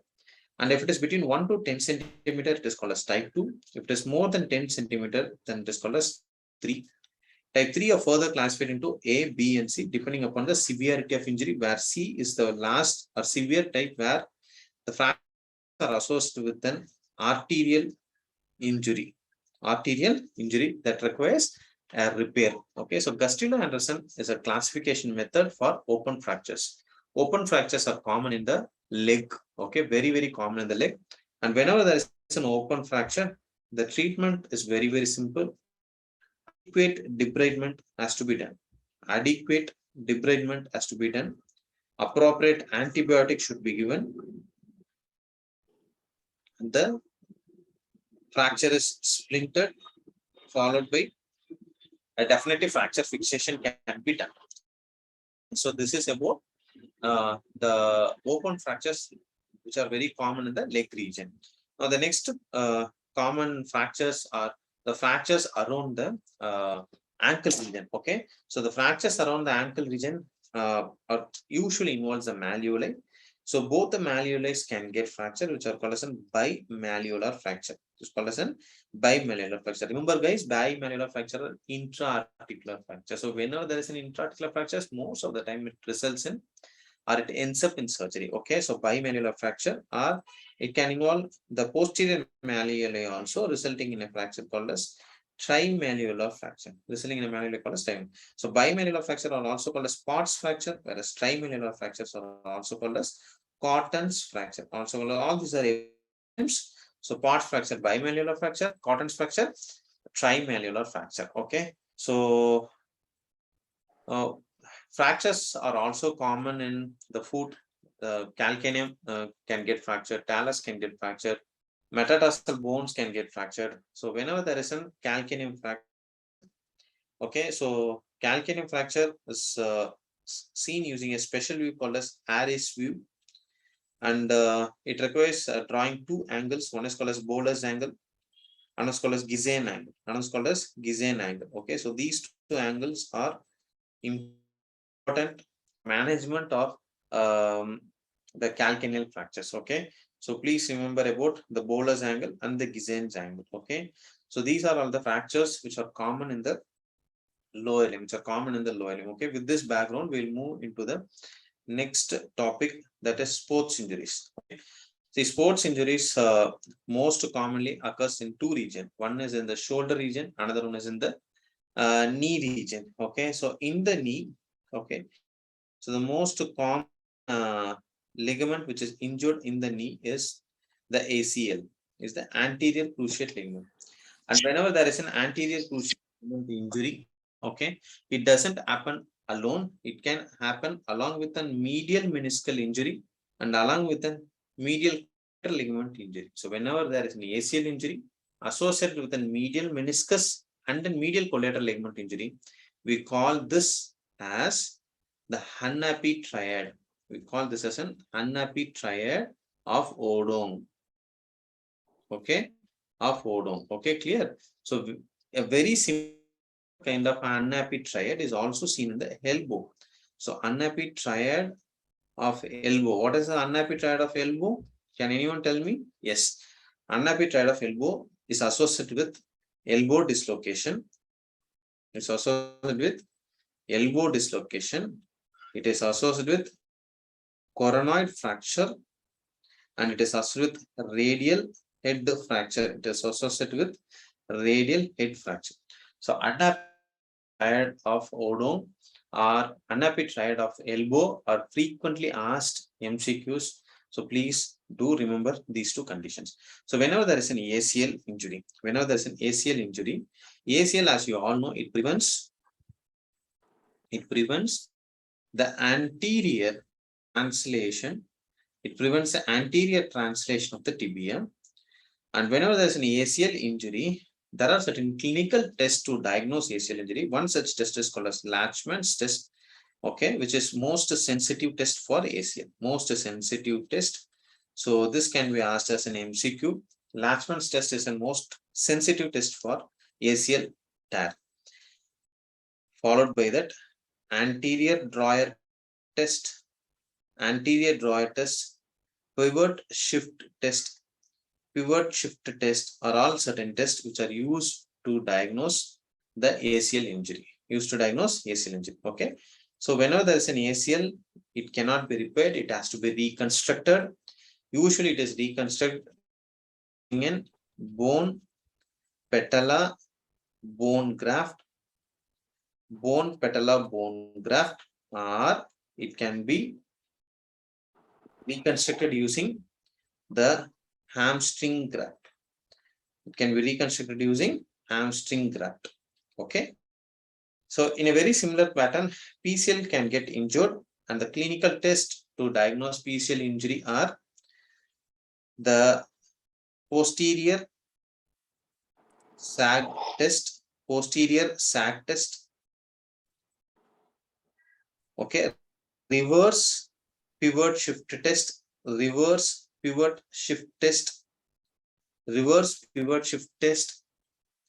posterior draw test are all example for clinical tests for PCL. So whenever there is a PCL injury, again, PCL cannot be repaired. It has to be reconstructed. Kind of hamstring graft can be used to reconstruct the PCL. Okay. So the next common injury which is seen in the knee, meniscal injury, is a meniscal injury. Okay. So as you all know, there are two kinds of meniscus within the knee joint. One is called as a medial meniscus, another one is called as a lateral meniscus. So whenever you take a meniscus has got three zones in them. Okay, meniscus has got three zones in them. Usually meniscus are C-shaped structures. So this is the concave structure or the concave border, and this is the convex border. This is the border which is on the medial side. This is the border on the lateral side. So the outer border or outer aspect of the meniscus, which is rich in blood supply, is called as a red zone. The innermost part of the meniscus, which is devoid of anything, okay, is called as a white zone, and the intermediate zone is called as gray zone. This is called as a gray zone. Okay, so meniscus has got three zones. What are the three zones? This is called as a red zone. This is called as a white zone, and the intermediate zone is called as a gray zone. It's called as gray zone. So why do you want to remember, or why know about this? So whenever there is a meniscal tear in the red zone, if it is repaired, the healing process will be very good. But if a same tear occurs in the white zone where it is avascular, lack of blood supply is there, so in that, if you repair, the healing will not be good. So meniscal repair are usually performed whenever the tear happens in the red zone. So if the tear happens in the white zone, then it cannot be repaired. It has to be removed. So meniscectomy is done in tears of the white zone. Meniscal repair is done in the tears of the red zone. Okay. So how to diagnose meniscal injury? Again, there are a lot of clinical tests to diagnose meniscal injury. One is called as McMurray's test. McMurray's test. The next test is called as an Apley's grinding test. Apley's. சரி என்ன பண்ணோம் நானு படுக்கணும் படு நீனுவா Tessel's test. அச்சா இப்ப வரும் அது Tessel's test. So all these are important tests to diagnose meniscal injury. To diagnose injury. Okay. So these are all the important. I think somebody has to. I think somebody's mic is kindly switch off your mic. There's a lot of disturbance coming in. So please switch off your mic. Okay. So meniscal injury, it can occur either in the red zone or in the white zone. And the clinical test to diagnose meniscal injuries, McMurray's test, Apley's grinding test, Tessel's test. There are a lot of tests for every injuries. Not necessary to know all of them. Few things you must know. Okay. So this comes under those categories. Next common sports injury is rotator cuff tear. Rotator cuff tear. So what are the four rotator cuff muscles? Yes. So one is called as an supraspinatus. Supraspinatus. The next is called as an infraspinatus. Infraspinatus. Teres minor and subscapularis. So these four tendons forms the rotator cuff muscles, also called as an musculotendinous cuff. Of this, subscapularis is called as a forgotten tendon. It's called as a forgotten tendon. Okay. And of this four, most commonly, supraspinatus is the one which gets injured. Most commonly injured in the rotator cuff region is the supraspinatus tear. So whenever there is a rotator cuff, the patient will have weakness of shoulder abduction. Weakness of shoulder abduction happens whenever there is a rotator cuff tear.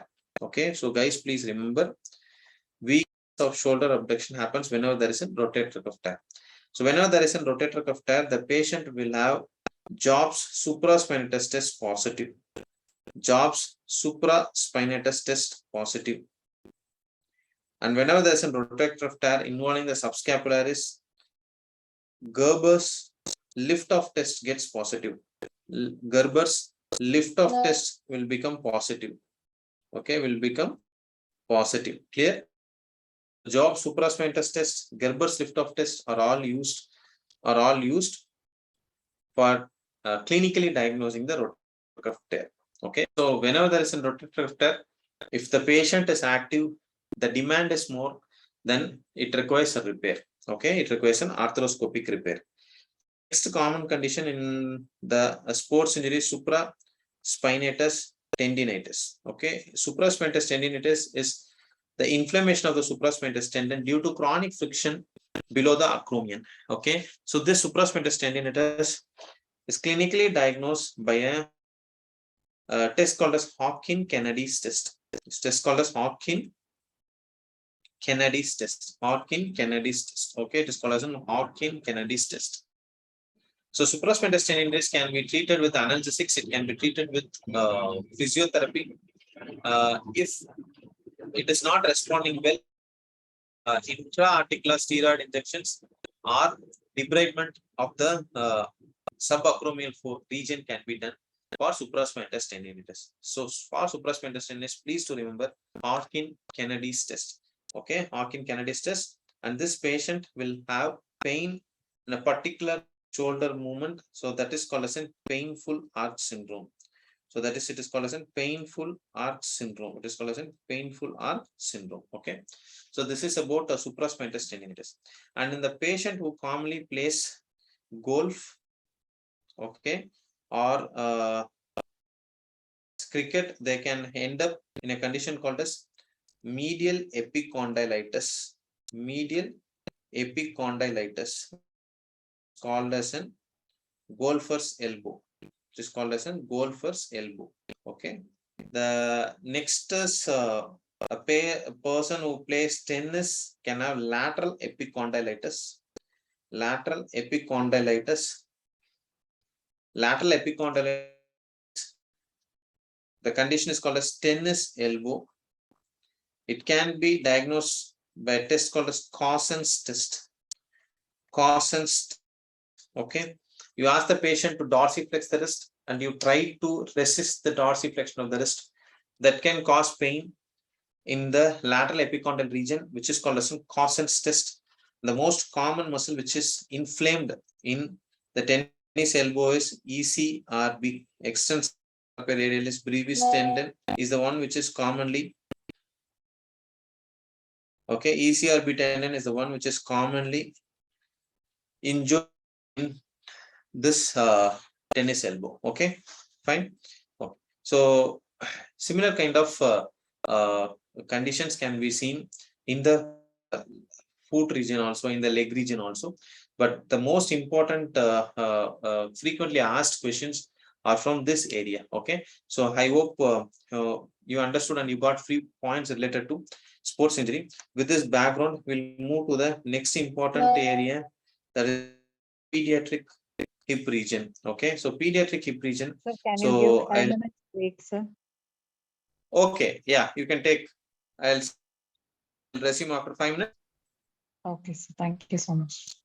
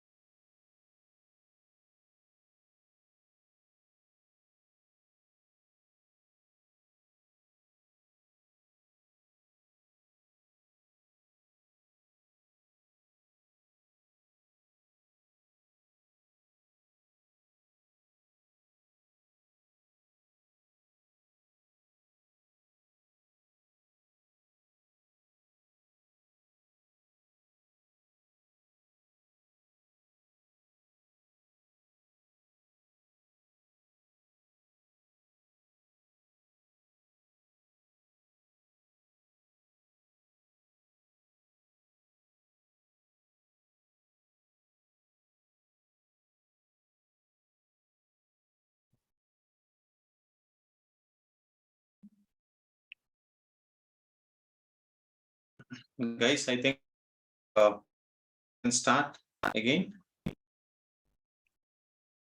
So coming to the next important topic of pediatric orthopedics, only few important areas I will highlight, which commonly comes in the exams. So one such area is this one. So congenital dislocation of the hip, CDH, which is also called as developmental dysplasia of the hip. So developmental dysplasia of the hip is commonly seen in the females, and it can also be seen bilaterally. Okay, please remember this. It can be seen bilaterally. This condition can present bilaterally. Okay, so the child can present to you with an asymmetric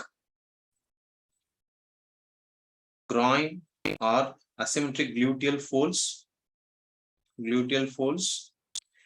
And when you test at the earliest, okay, in the neonate, the child can have two kinds of test positive. One is called as Ortolani's test, and another is Barlow's test. Another is called as Barlow's test. Okay, so in an young child less than 6 months of age, ultrasonogram is the investigation of choice for diagnosing this condition. When the child becomes more than 6 months of age, X-rays can be used. X-rays can be used to diagnose this condition, but before 6 months of age, ultrasonogram is the investigation of choice. And the clinical sign which you get by keeping both the knees flexed together, where one knee will appear shorter, is called as Galeazzi sign. It's called as Galeazzi sign. So whenever you see Galeazzi sign, Ortolani test, Barlow's test, so the diagnosis is, or the condition what they are discussing is congenital dislocation, also called as developmental dysplasia of the hip. Okay, so whenever a patient has got a developmental dysplasia of the, if it is seen at the earliest in the neonatal period, it can be corrected by using this kind of harness, which is called as Pavlik harness. Pavlik harness. Okay, so there is another kind of harness called as Van Rosen splint. There is another kind of splint called as Van Rosen's splint. Okay, Van Rosen's. So whenever a child presents to you, it's a little bit delayed. Okay, after 1 year age or 2 years of age, and try to do a closed reduction with an hip spica application. If it is not reducible, then you can do an open reduction with an hip spica application.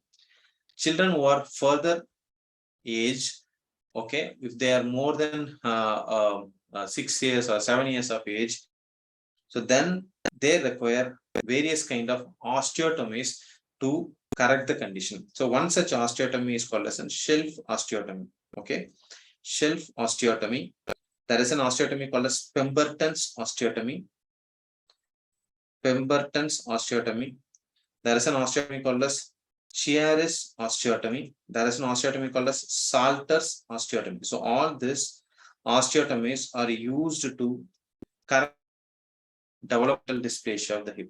Okay, so these are the important points related to developmental dysplasia of the hip. Next, coming to another important condition called as osteochondritis of the femoral head. Osteochondritis of the femoral head. See, the osteochondritis of the femoral head is called as Perthes disease. It's called as Perthes disease. Similar kind of osteochondritis is seen in various parts of the body. Okay, see, for example, osteochondritis of tibial tuberosity. Osteochondritis of tibial tuberosity is called Osgood-Schlatter's disease. It's called as Osgood-Schlatter's disease. Okay, osteochondritis of capitulum is called as Panner's disease. It's called as Panner's disease. Osteochondritis of the calcaneal apophysetus is called as Sevier's disease. Okay, osteochondritis of the navicular bone. Navicular bone is called as Kohler's disease. Osteochondritis of the lunate bone is called as Kienbock's disease. Is called as keen box disease. Okay, so many osteochondritis are seen in the body. So each of them have got a specific name. Again, I'm telling you, this area is one of the most frequently asked areas. Okay, so osteochondritis of femoral head is called as Perthes disease. Osteochondritis of tibial tuberosity is called as Osgood-Schlatter disease. Capitulum pannus disease, calcaneum sebaceous disease, navicular Coles disease, and lunate Kienbock's disease. Okay, and the head of the metatarsal, when it goes in for osteochondritis, it is called as Freiberg's disease. It is called as Freiberg's disease. Okay. So please concentrate on this area, which is one of the frequently asked area. Okay, so the next common condition, which is seen in boys, okay, seen in males, boys, around the adolescent age group, that is between 13 to 16 years, is called as SCFE. There is a condition called as SCFE, where the cap or the epiphysis of the proximal femur slips like this. So that is called a slipped capital femoral epiphysis. Slipped capital femoral epiphysis can present in the adolescent age group between 13 to 16 years of age. So whenever a patient presents with an SCFE, the patient will have restricted internal rotation. Okay, so when you radiological imaging, the patient will show a sign called as Trithovan sign. The patient can show a sign called as Trithovan sign. What is called as Trithovan sign? So if you see this two X-rays, okay, normally when you draw a line through the superior part of femoral neck, it cuts through the lateral part of the femoral epiphysis, and this line is called as Kleins line. So this line is called as Kleins line.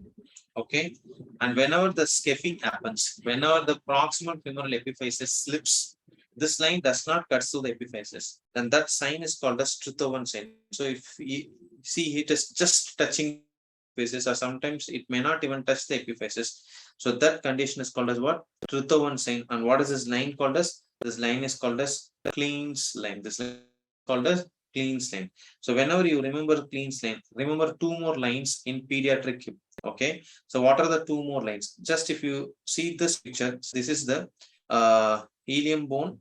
Okay, so this is the pubic bone, and this is the ischium bone, and this is the acetabular region.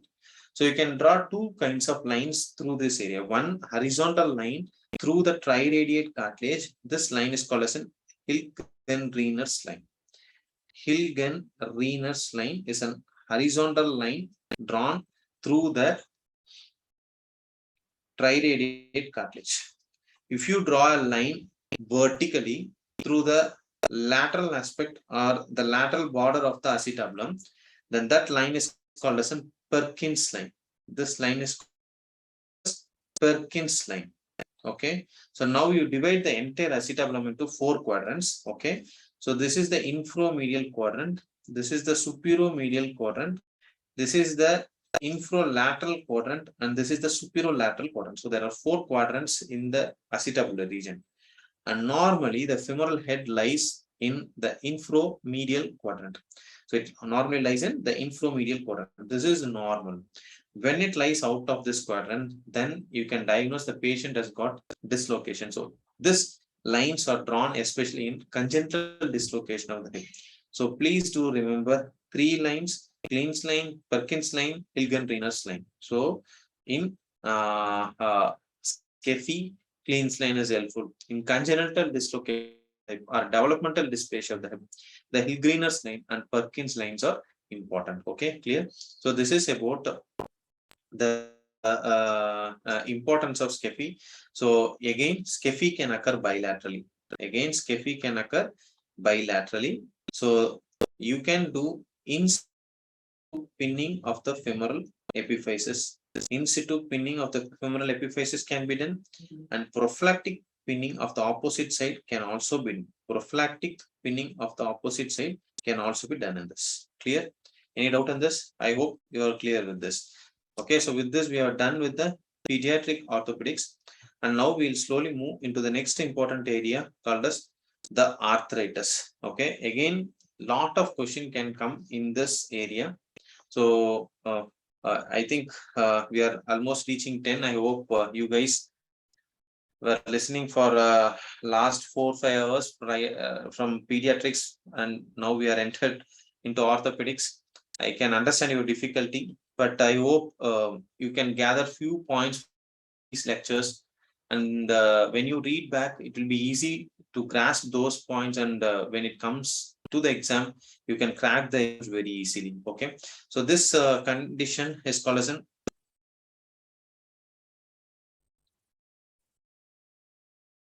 OA knee. Okay, so osteoarthritis knee.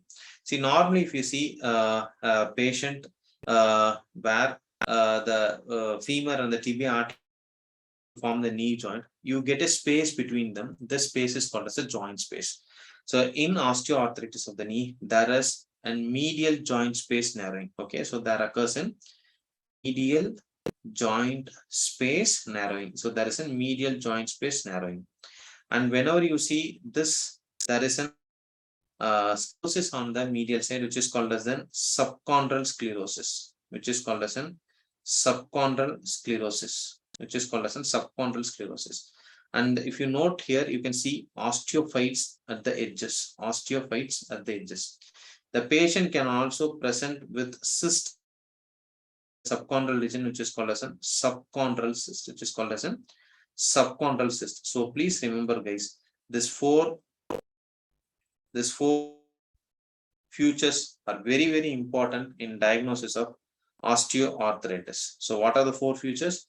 Osteophyte formation, medial joint space narrowing, subchondral sclerosis, and subchondral cyst are the four features that are seen radiologically in osteoarthritis. Now, when you take osteoarthritis commonly affects the larger joints, mainly the knee joints, and it can also affect the hip joint. It can also affect the shoulder joint. It can also affect the shoulder joint. But osteoarthritis can also affect small joints. Okay, so the most common joints which are involved in osteoarthritis are first carpometacarpal joint. Okay, the proximal interphalangeal joint and the distal interphalangeal joint.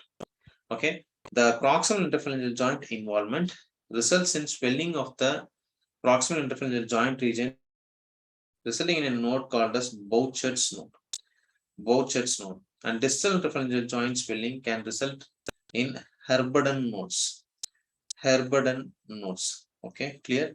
So Herberdon nodes, Boucher's nodes are seen in osteoarthritis of small joints. So what are the common joints involved in the hand? So first carpometacarpal joint, proximal interphalangeal joint, and distal interphalangeal joint are the one which is most commonly involved. Now, when you take the other arthritis called as rheumatoid arthritis, okay, so the most common joint involved are the metacarpophalangeal joint, the wrist joint, and the proximal interphalangeal joint. Okay, so please remember, guys, in rheumatoid arthritis, distal interphalangeal joint is spared. Distal interphalangeal joint is spared in rheumatoid arthritis. If you take an next arthritis, which is called as gouty arthritis, where inflammation of the joint occurs due to deposition of monosodium urate crystals, which are negatively birefringent, under polarized microscope.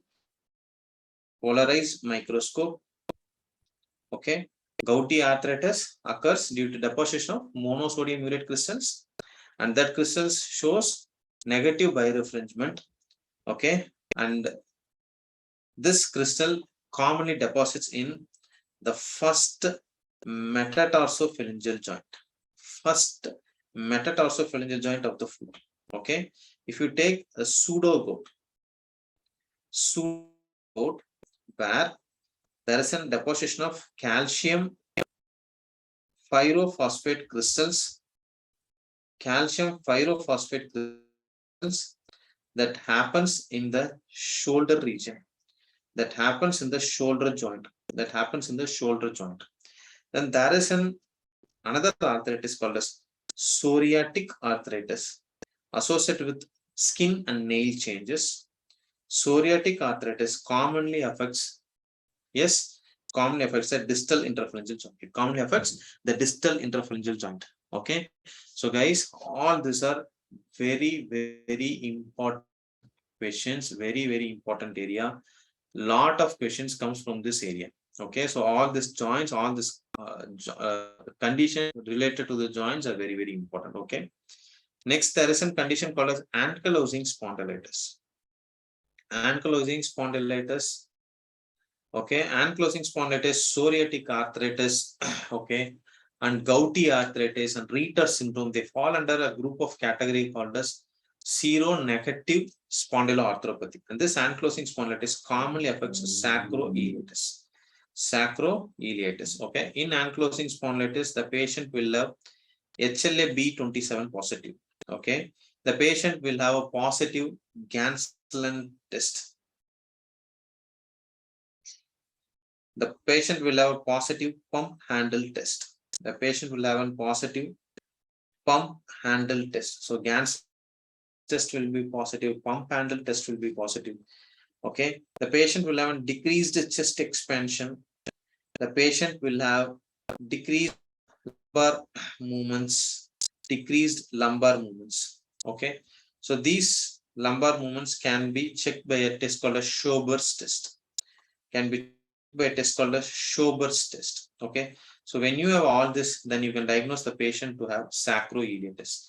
Most important feature, it involves the sacroiliac joint. So sacroiliac joint involvement along with the HLA-B27 positive, the diagnosis is ankylosing spondylitis. Okay, so we are talking about ankylosing spondylitis. Please remember, whenever the joint gets affected, there will be obliteration of this sacroiliac joint. Okay, the spine gets narrowed down to form a spine called as bamboo spine. Bamboo spine. Okay, the interspinous ligament and the supraspinous ligament can get ossified, giving a knife-like appearance. Dagger spine. Okay, so dagger spine. And when the ligamentum flavum gets ossified and the paraspinous ligament gets ossified, it results called as trolley track sign. Trolley track sign. So trolley track sign, bamboo spine, dagger spine are all examples for, are all radiological feature for ankylosing spondylitis. Are all radiological feature for ankylosing spondylitis. Okay, so all these are related to arthritis area. So very important in this region is rheumatoid arthritis again. Okay, last topic to discuss in arthritis is rheumatoid arthritis. So when rheumatoid arthritis occurs, it can be diagnosed by a criteria where the joints involved are taken into account, where ESR, CRP are taken into account, where RA factor is taken into account, and where anti-CRP is taken into account. So for rheumatoid arthritis, if there is number of small joints involvement is more. Whenever RA factor is positive, whenever anti-CCP is positive, whenever ESR and CRP is positive. Okay, so this is more, this is diagnostic of rheumatoid arthritis. Okay, and whenever there is rheumatoid arthritis, so you can X-ray of the joint, especially knee joint or the joint which is affected, which will show an uniform joint space narrowing. There will be uniform joint space narrowing. There will be uniform joint space narrowing.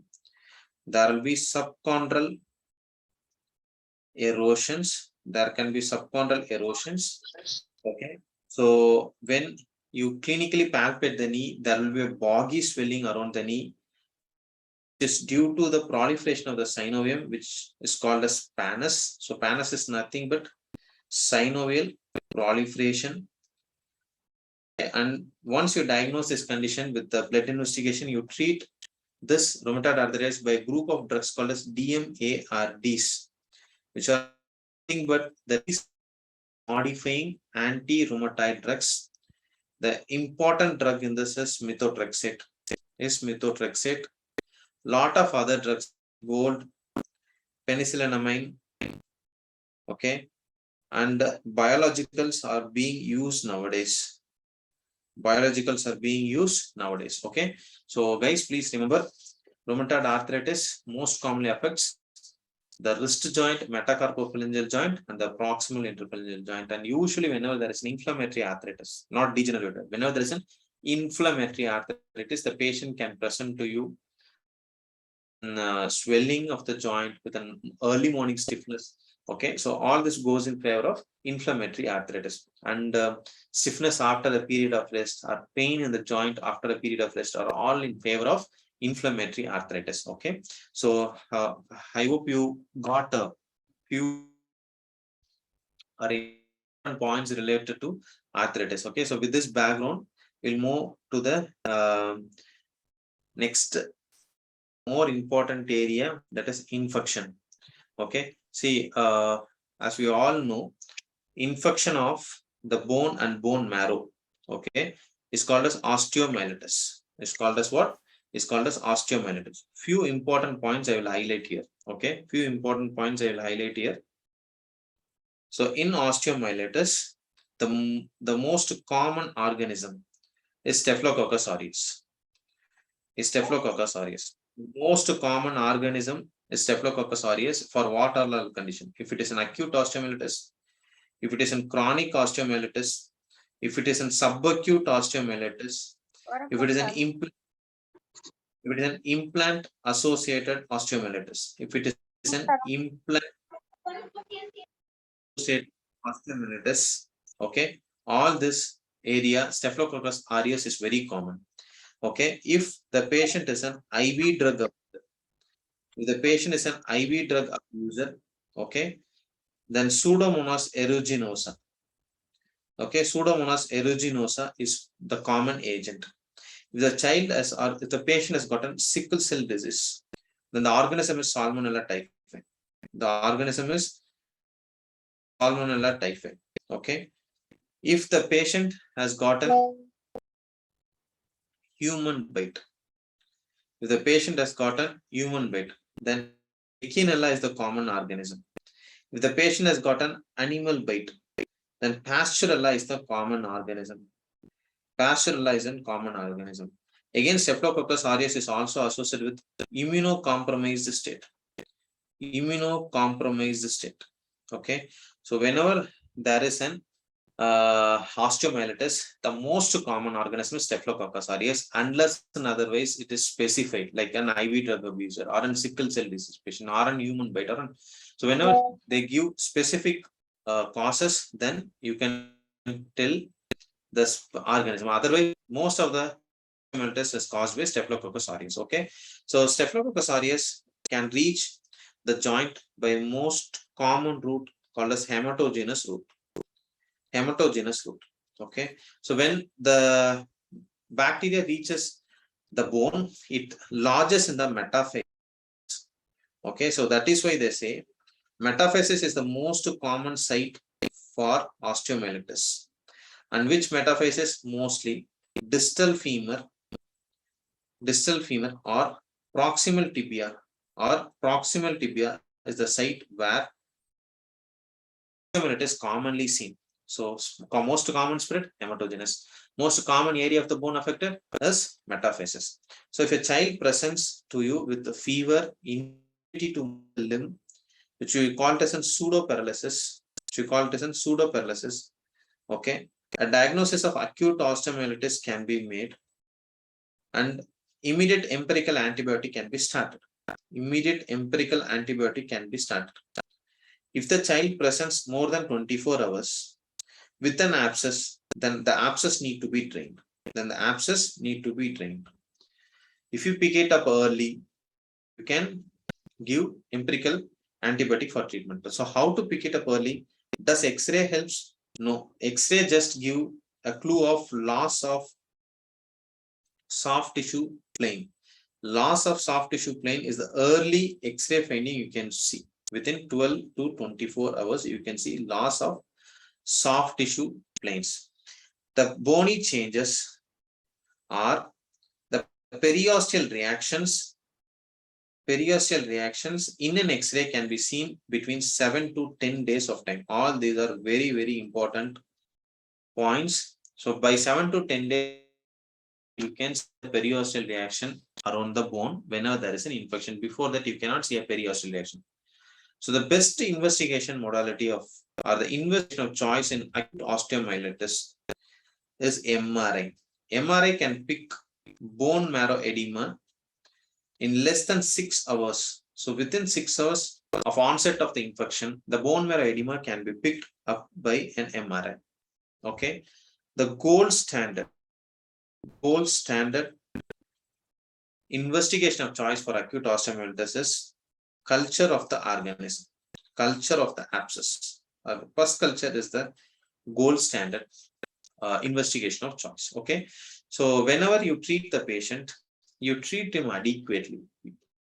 Recover completely. If he doesn't recover, if we are not going to treat him completely, he can land up in an entity called as chronic osteomyelitis. Chronic osteomyelitis, the hallmark of chronic osteomyelitis, very, very important term. Hallmark of chronic osteomyelitis is sequestrum. Sequestrum, what do you mean by sequestrum? Sequestrum is a dead sclerotic bone. Sequestrum is a dead sclerotic bone. Around the dead sclerotic bone, you have a new formed bone called as involucrum. You form a newly formed bone around this dead bone, which is called as an involucrum. And sinuses through the involucrum are called as cloaca. Okay, so the sinuses created in the involucrum through which the pus comes out are called as the cloaca. So if you have these terms, sequestrum, if you have the term involucrum, if you have the term cloaca, blindfoldedly you can say that the answer for this question will be chronic osteomyelitis. So whenever there is a chronic osteomyelitis, see, for any infection is that matter, you need to eradicate the infections. How are you going to eradicate? You require debridement.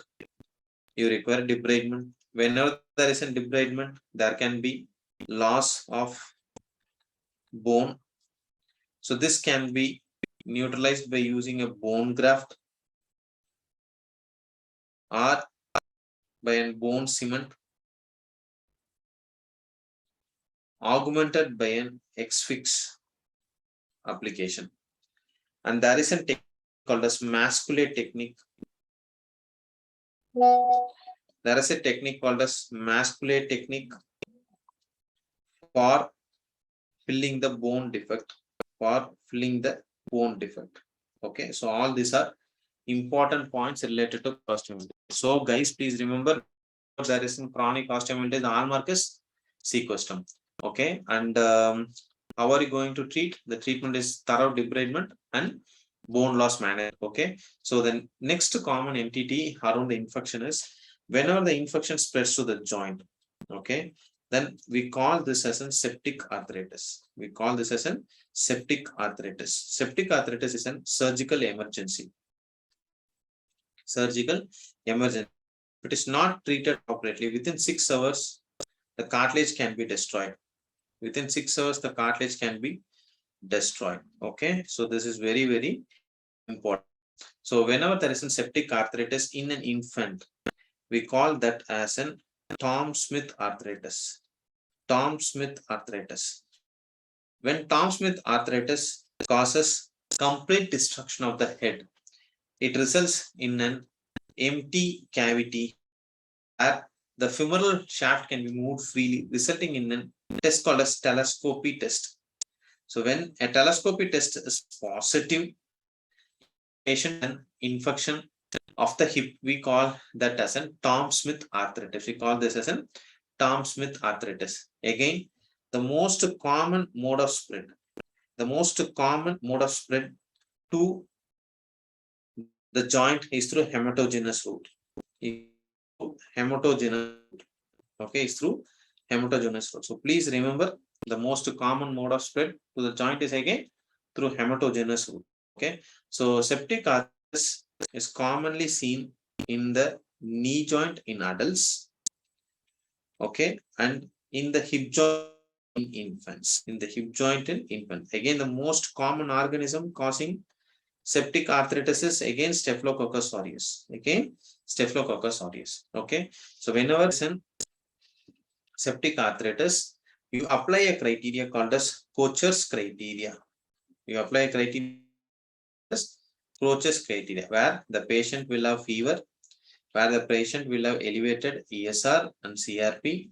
Okay, so the patient will have decreased range of movement in the joint or painful range of movement in the joint. Okay, and whenever the WBC count increases, then we can say that the patient has got Staphylococcus aureus or septic. The patient has got septic arthritis. So what do you do when the patient has got septic arthritis? Immediate emergency debridement has to be done. On an emergency basis, joint lavage has to be done.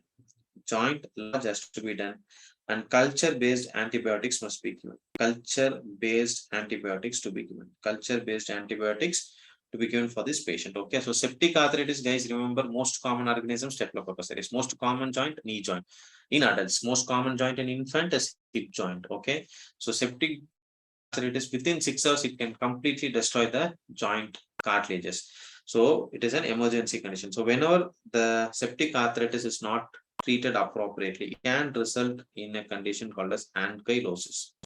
There are two kinds of ankylosis. One is called as bony ankylosis. One is called as ankylosis. Another one is called as fibrous ankylosis. So in bony ankylosis, no movement, hence no pain. Whereas in fibrous ankylosis, jog of movement present, it is very, very painful. It is very, very painful. Example is TB knee. Example is pyogenic arthritis. Pyogenic arthritis of knee results in bony ankylosis. Fusion of the joint can happen whenever there is some cartilage destruction, and that fusion can be in bony ankylosis or it can be in fibrous ankylosis. Yes, so I think we have covered most of the areas of the infection. Last but not least, infection of the pulp space of the hand is called as phelon. So please remember phelon. Infection of the nail bed is called as paronychia.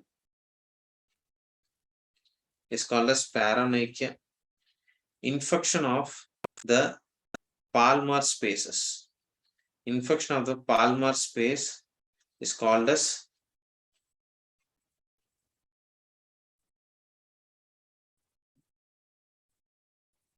flexor tenosynovitis. Okay, it results in a sign called as Canavel's sign. Okay, for all this, the most common organism is Staphylococcus aureus. So when you talk about infection of the bone or infection of the bursae or the synovial tissue or the pulp space cannot go without Staphylococcus aureus. Okay, so please do remember about these important points when it comes to infection. Okay, so the last topic in orthopedics is the bone tumors. Okay, so bone tumors, again I will tell you, I'll enlighten the important points so that it will be easy for you to go and study the bone tumors. So whenever there is an bone tumors are classified into benign, aggressive type, and then malignant type. Okay, so bone tumors can be classified into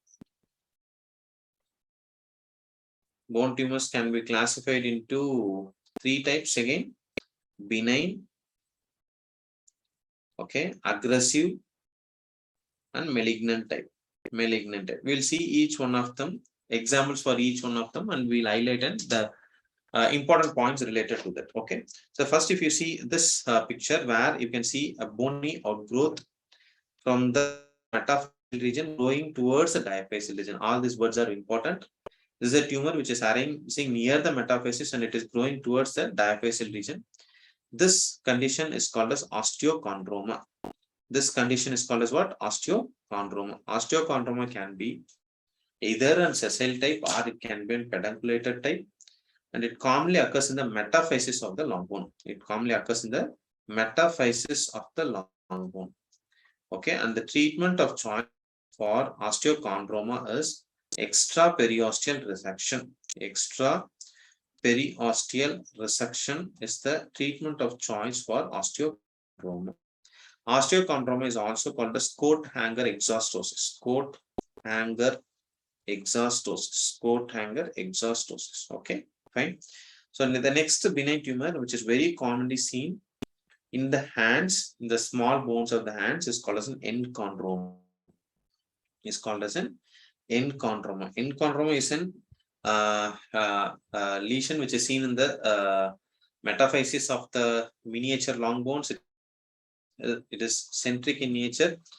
When enchondroma occurs in a multiple manner, whenever there is a multiple enchondromas, we call this as an Ollier's disease. We call this as an Ollier's disease. Whenever the multiple enchondromas, whenever there is a multiple enchondromas associated with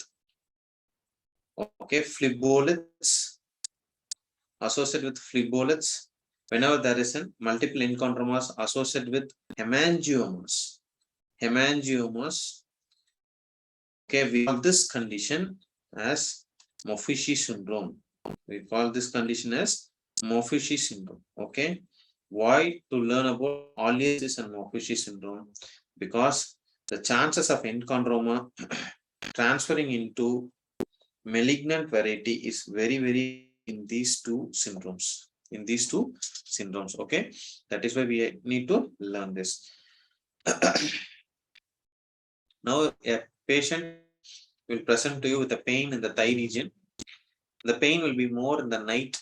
The pain will be relieved by taking aspirin. If a patient gives 3 kinds of symptoms: pain in the thigh region or close to the hip region, pain at the night, and pain relieved by aspirin, the diagnosis is osteoid osteoma.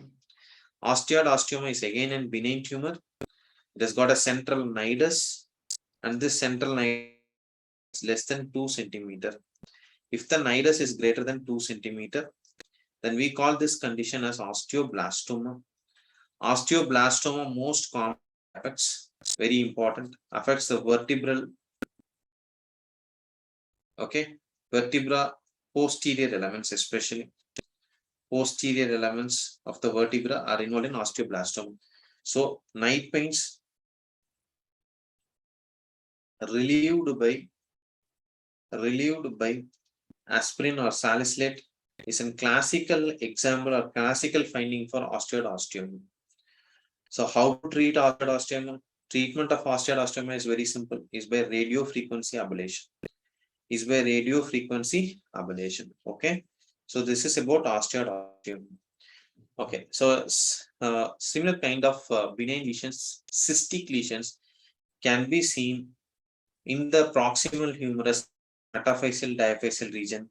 Okay, so one such cyst is called as a simple cyst. The simple cyst has got a fallen leaf sign or trap door sign and whenever the cyst is of multiple septations, we call it as an aneurysmal bone cyst.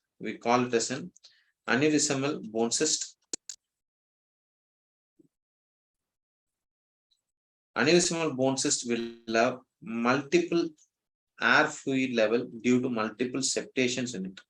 Multiple fluid level can be seen here. Multiple fluid level is seen in aneurysmal bone cyst. If you see this picture, you can see the multiple fluid levels here. So these multiple fluid levels says that this is an example for aneurysmal bone cyst. Okay, so whenever you get a fallen leaf sign or a trapdoor sign, the diagnosis is simple bone cyst. Multiple fluid level, the diagnosis is aneurysmal bone cyst.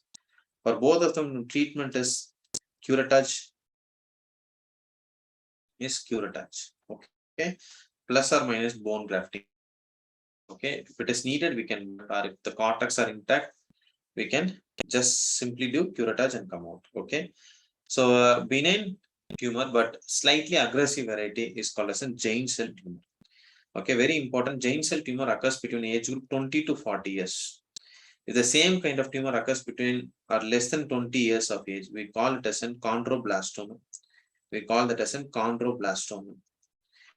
Giant cell tumor is formed by monocyte cells. Monocyte cells. Okay.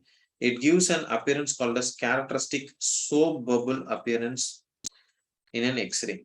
The most common bone which is affected by GCT is distal femur more than the proximal tibia and more than the distal radius and more than the distal radius. So these are the bones which are commonly affected by GCT, and the treatment for GCT is extended curettage. That what is called as an extended curettage. So very simple. After curettage, you do additional treatment with phenol or some chemical agents like liquid nitrogen. Then we call that as an extended curettage. We call that as an extended curettage. Okay, so GCT is a very, very important question. So bubble appearance, please don't forget. The common bones which are affected by GCT, please don't forget. Age group, please don't forget. All these are very, very important ones. Okay. So there can be a condition called as fibrous dysplasia. Fibrous dysplasia is nothing but a normal bone or a normal part of the bone replaced by a fibrous tissue. So fibrous dysplasia, when it is associated with an precocious puberty, when it is associated with precocious puberty, and when it is associated with Kefule spots, okay, then that condition is called as McCune-Albright syndrome. Okay, McCune-Albright syndrome. So polyostotic fibrous dysplasia, when the multiple bones are involved, when there is an associated precocious puberty with Kefule, and that condition is called as what? McCune-Albright syndrome. Okay, this fibrous dysplasia can result in classical deformity like this. Okay, like in shepherd crook. So in fibrous dysplasia, you can get this deformity called as shepherd crook deformity.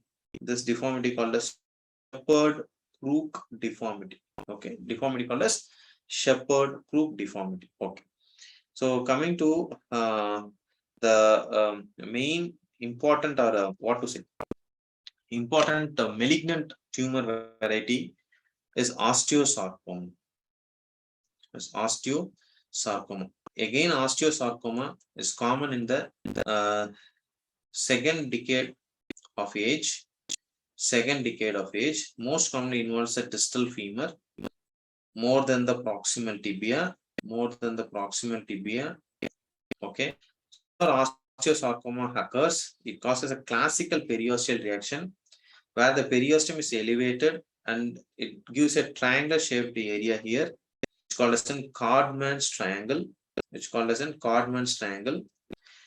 The tumor spreads like a sun rays and sunburst appearance. Okay, so sunburst appearance, a sun ray appearance, and Codman's triangle are all future osteosarcoma. Okay, so whenever there is an osteosarcoma, the patient need to get neoadjuvant chemotherapy followed by surgery and followed by chemotherapy, adjuvant chemotherapy. Okay, followed by adjuvant chemotherapy. So osteosarcoma, most common bone, distal femur, most common age you should know. Codman's triangle is an important periosteal reaction you should know. An important malignant lesion of the bone is called as an Ewing sarcoma. Ewing sarcoma is a tumor of small cell origin. Okay, very, very important point. Okay, it occurs due to translocation 1122. Okay, it affects the diaphysis of the long bones. It affects affects the diaphysis of the long bone. It clearly gives an appearance of moth-eaten in the marrow of the bone. Moth-eaten appearance is seen in Ewing sarcoma. The will show an elevated ESR, will mimic like osteomyelitis, but we should thoroughly diagnose this condition. Otherwise, if you miss this condition, it will result in very, very severe bad prognosis. Okay, so mimic like osteomyelitis, in which ESR is elevated, the patient can present to you with fever. More features will be favoring osteomyelitis, but a third eye should be needed in this. Okay, so Ewing sarcoma can be treated by surgery and radiotherapy. Okay, so this is about Ewing sarcoma, an important malignant tumor of the bone. Okay, so please don't forget about the translocation in Ewing sarcoma, which is translocation 1122. Okay, so if you take the metabolic bone disorders, okay, so one important metabolic bone disorder you need to know is vitamin D. Vitamin D deficiency results in a condition called as rickets, which can be picked up in an X-ray of the long bones, of the metaphysis of the long bones, where there will be widened growth, cupping of metaphysis, and splaying of metaphysis can be seen. Vitamin D is treated by giving vitamin D supplementation. Rickets is treated by giving vitamin D supplementation by a regimen called as TOS regimen. Where 60,000 international units of vitamin D is given per week for 3 months, along with calcium supplementation. So that regimen is called as what? TOS regimen. Okay, so there is another condition called as scurvy, which can affect the bone due to deficiency of vitamin C. Important radiological feature alone I will sell. Okay, so the patient can have tremor-filled zones. The patient can have white line of